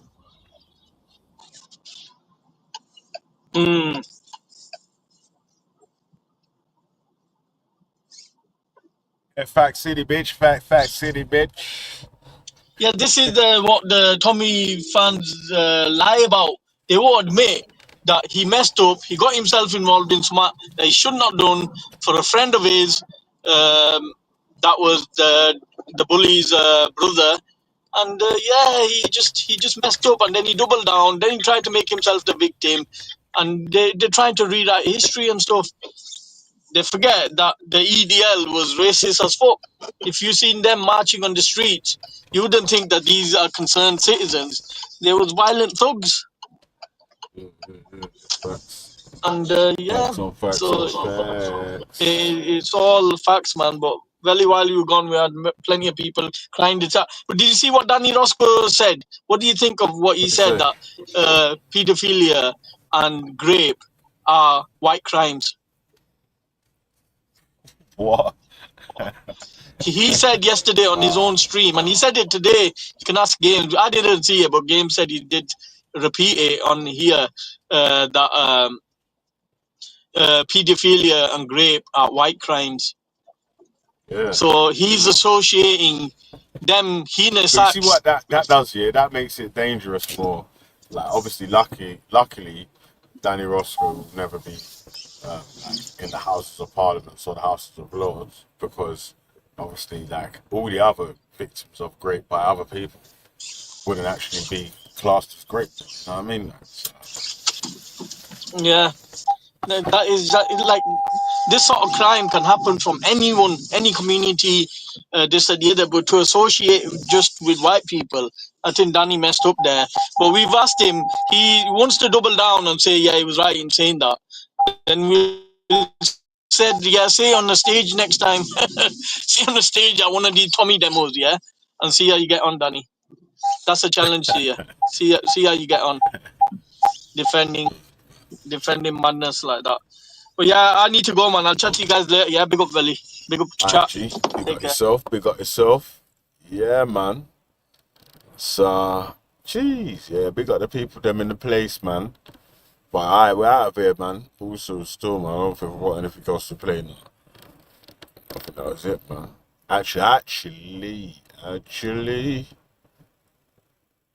Actually, I've got one video to play.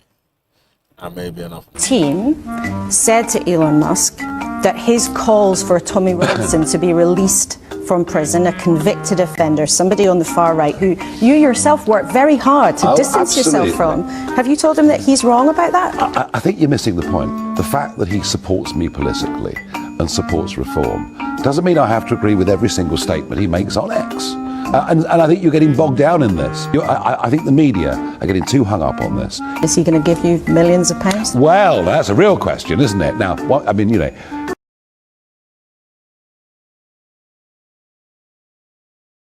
forget about talked about the newspaper. Are you going to give him money? He may well do. He may well do. But it's got to be legal. He's a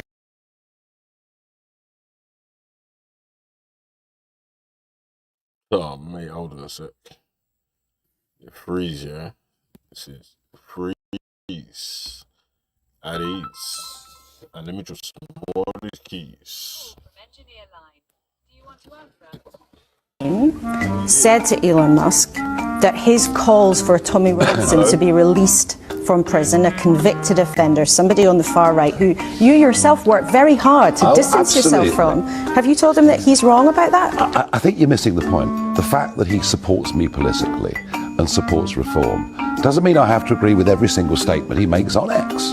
And I think you're getting bogged down in this. I think the media are getting too hung up on this. Is he going to give you millions of pounds? Well, that's a real question, isn't it? Now, I mean, you know, forget about the $100 million being talked about in the newspaper. Are you going to give him money? He may well do. He may well do. But it's got to be legal. He's got to be comfortable with it. He may well give us money. Is the reason you hope he's going to give you money, is that why you don't want to criticise him? I think I've made it perfectly clear that I don't agree with everything he stands for.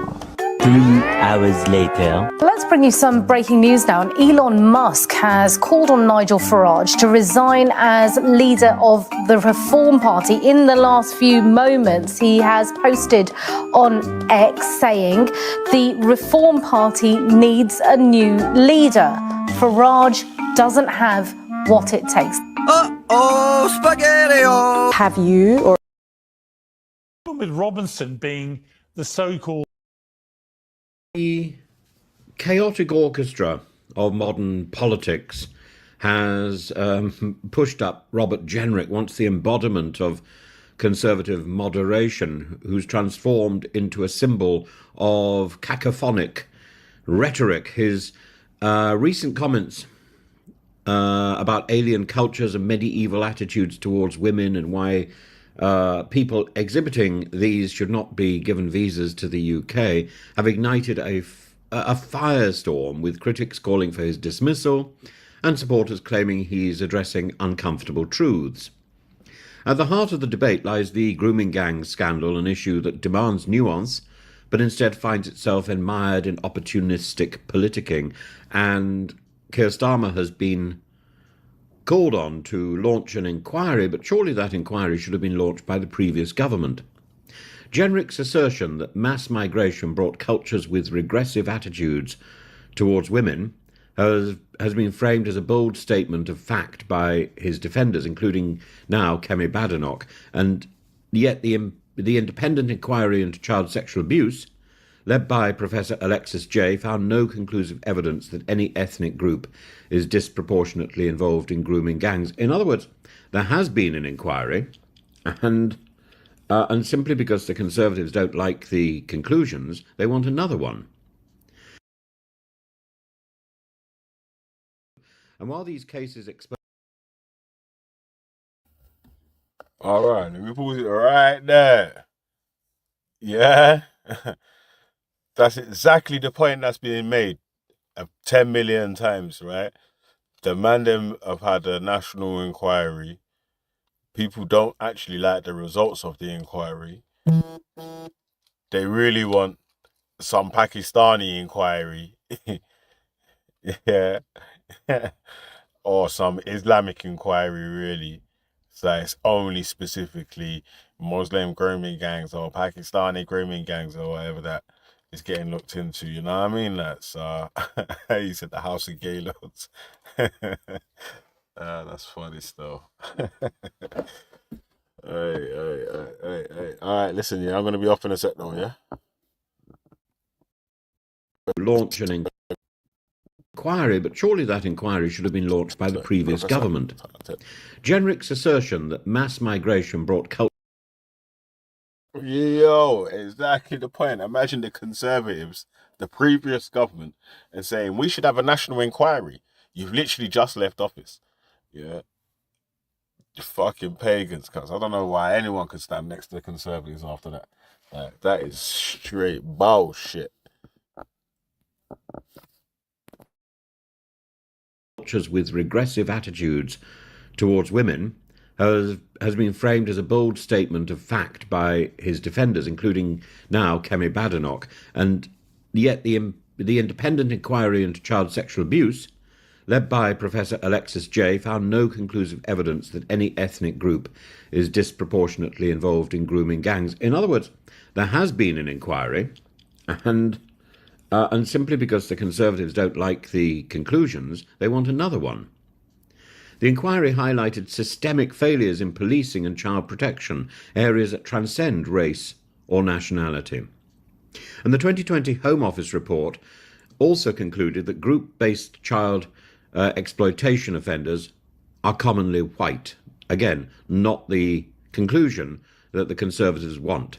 Yet Jenrick continues to focus on British Pakistani men, tethering his rhetoric to anecdotal evidence from high-profile cases in Rotherham, Rochdale and Telford. And while these cases exposed horrific abuse, Jenrick's framing risks reducing a complex social issues into a simplistic and divisive narrative. His comments must be understood in the context of his political ambitions, and after losing the Conservative leadership to Badenoch, Jenrick appears to be positioning himself as the champion of hardline immigration policies, courting the party's right wing. So it's a very small group of people that he's going for. His language describing immigrants as coming from alien cultures echoes the rhetoric of figures like Nigel Farage or even Marine Le Pen, rather than the urbane image he once projected. So let me repeat, he's going for a very small number of people. That is, those people who remain in the Conservative Party and haven't defected to Reform UK or aren't about to defect to Reform UK, because it's only a matter of time before large numbers of the right wing of the Conservative Party move in with Farage. I think it's only a matter of months before we start seeing major MPs crossing from one party to the other. That will literally decimate the Conservative Party. To decimate, decimation was a Roman punishment, which I think was first reintroduced in the Republic by Crassus, because he wanted to establish that he had military control and military authority, and he wanted to send a signal to the rebelling Latins that he meant business. And so he decimated his troops, which meant that every 10th soldier was singled out to be killed by the rest of, by the other 9 of his colleagues, to be clubbed to death. And it was random. Great veterans were singled out in the same way as novices. And it must have been a bloody and horrific spectacle. That is what it means to decimate something. It doesn't mean to ruin it. It means to take every 10th person and kill them, or every 10th person and remove. So it's a removal of a 10th of the sitting group. Now, if you decimated the Conservative Party now, that would probably leave it in a position where it was no longer big enough to act as the official opposition. It would almost certainly make way for the Lib Dems or for a Lib Dem SNP coalition to edge in and become His Majesty's official opposition, leaving the Conservatives out to dry and leaving Reform UK, which thinks that it still with insufficient numbers to really be more than a fringe party. It doesn't matter how many votes it garnered in the general election.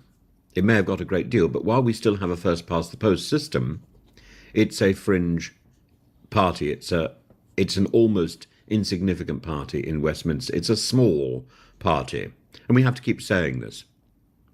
Back to Badenoch. Badenoch's defence of Jenrick as someone willing to have tough conversations reflects her own leadership style, one that prioritises unvarnished debate. And there is a sneaking suspicion that Jenrick was put up to this by Badenoch as some sort of stalking horse. But her reluctance, therefore, to discipline Jenrick reveals a much deeper political calculation. Dismissing him could alienate a faction of the party that thrives on culture war politics, and one that she is going for as well, particularly around immigration and integration. Or it could indicate a way of cementing their united front to that particular part of the party. To try to become more right-wing than Farage, that's not possible. That's not possible. Farage has cornered that side of the Westminster community. And the only way forward to save the Conservative Party, if it's going to be saved, is to move back to the centre.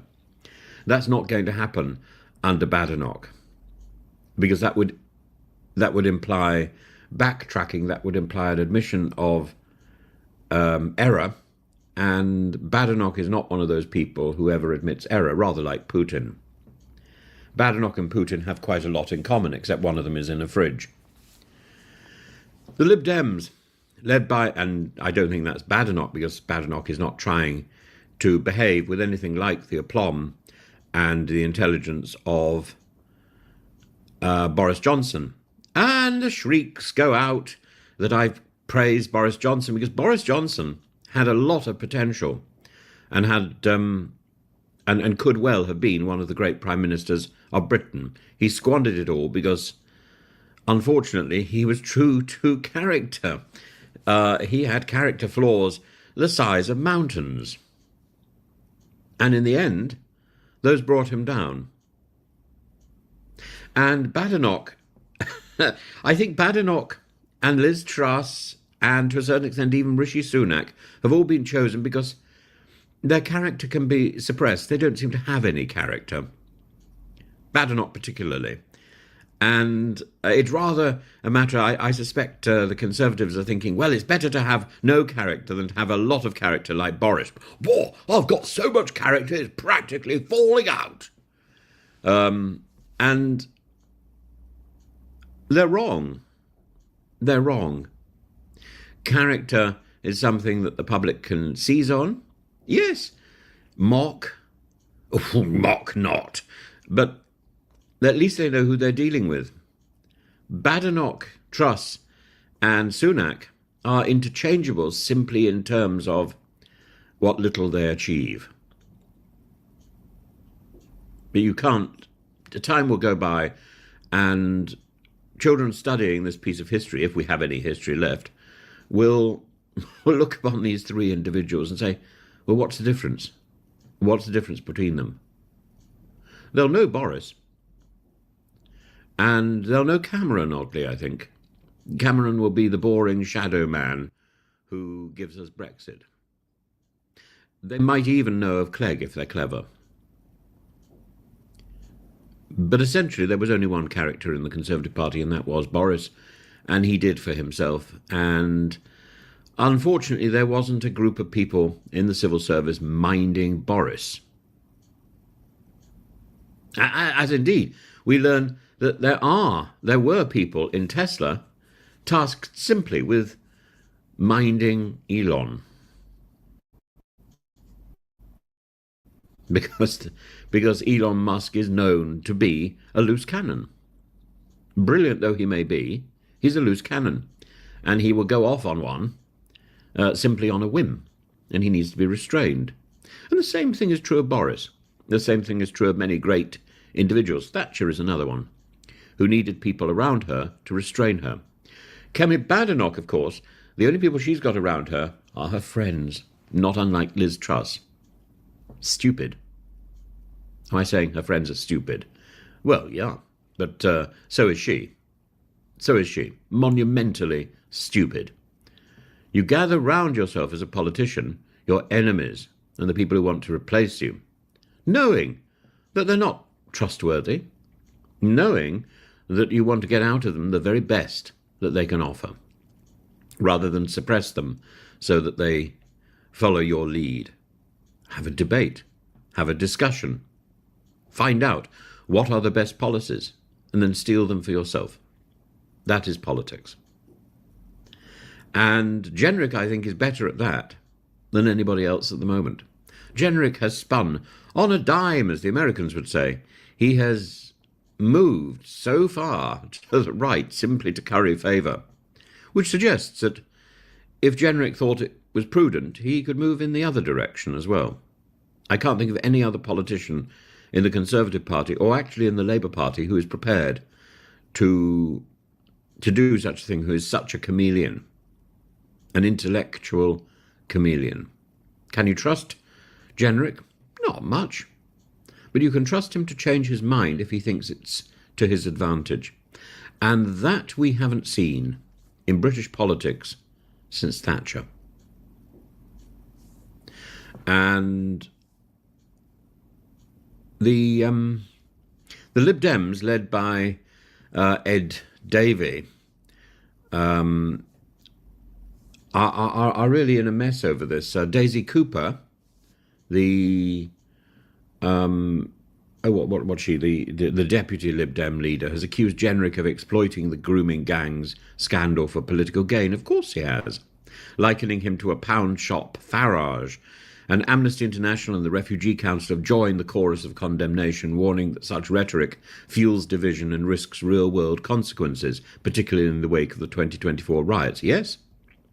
Even within the Conservative Party, Jenrick's comments have drawn ire. The Shadow Home Secretary, Chris Philp, diplomatically distanced himself, while former advisor Samuel Kasumu called Jenrick the most divisive person in our political history, warning that his words could incite hatred and even violence, and I entirely agree. Jenrick is a fool, but he's the only intelligent fool in the Conservative Party at the moment. Jenrick's remarks reflect a broader struggle within British politics and how to address complex issues like grooming gangs, like immigration.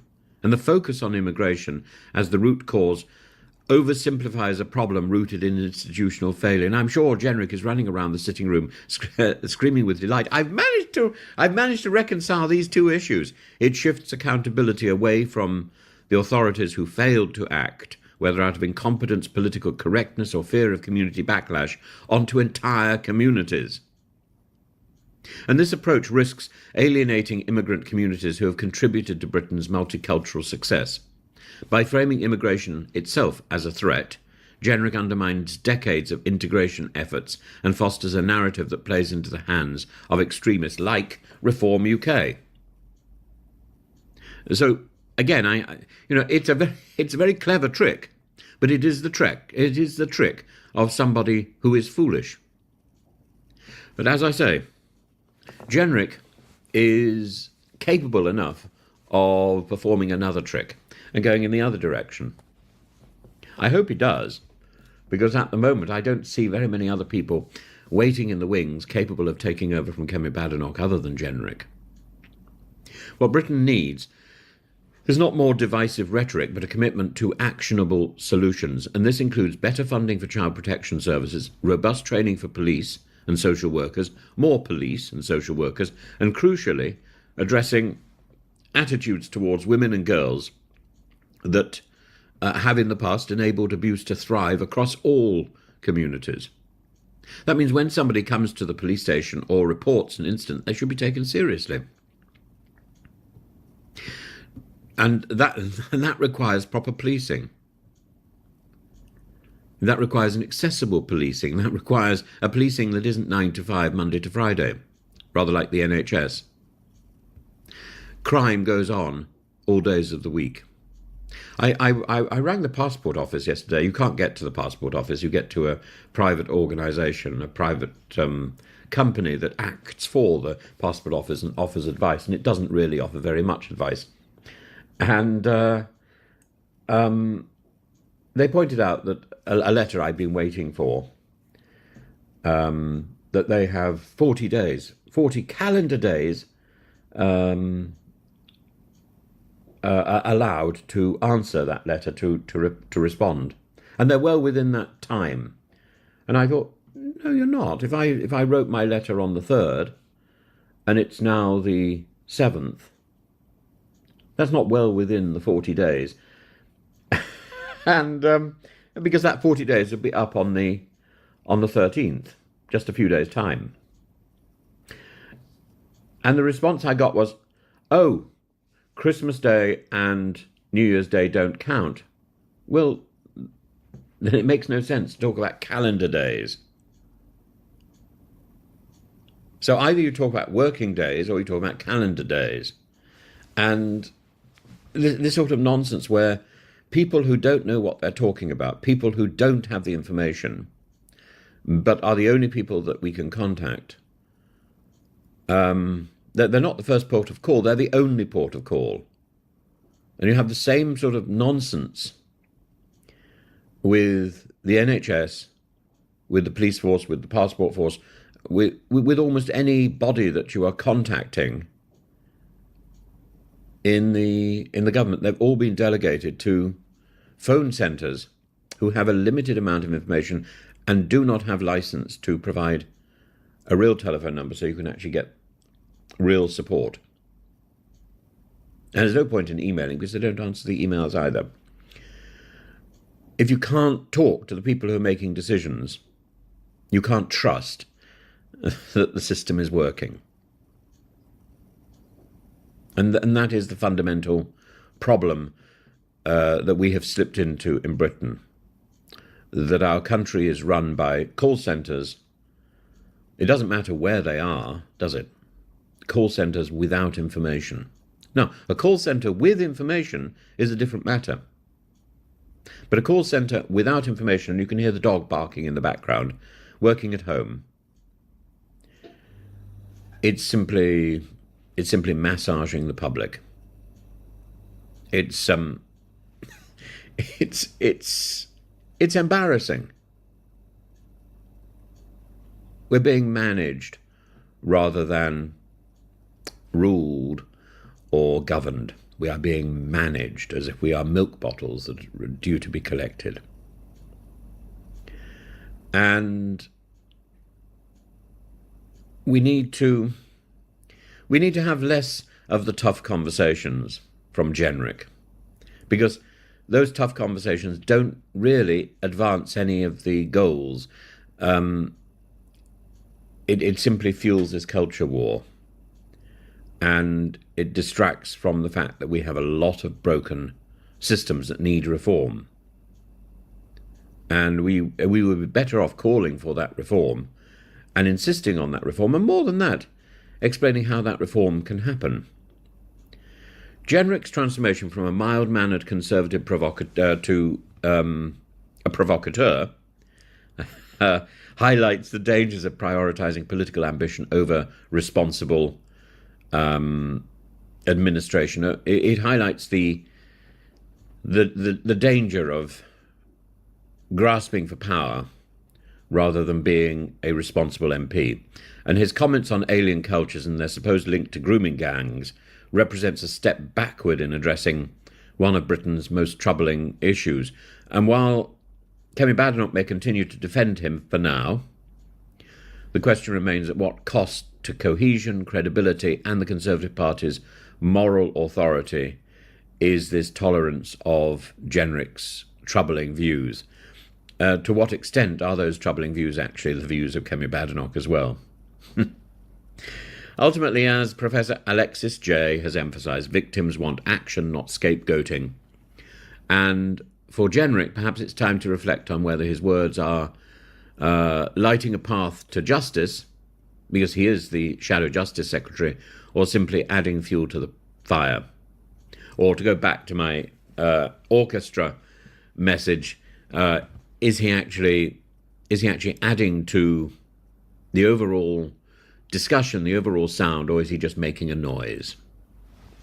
For blowing his own trumpet, in other words, at a completely random point. Woo! There, that's Jenrick, letting off steam. Jenrick's flatulence.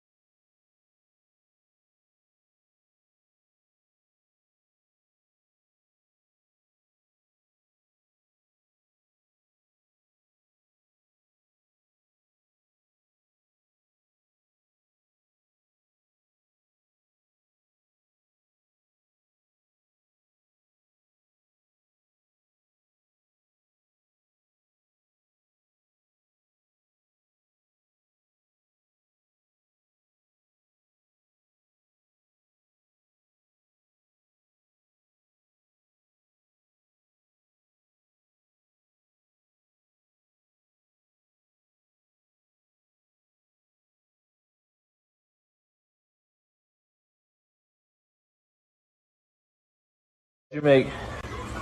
See you next time on the back here. See you next time. C-U-N-T. See you next time.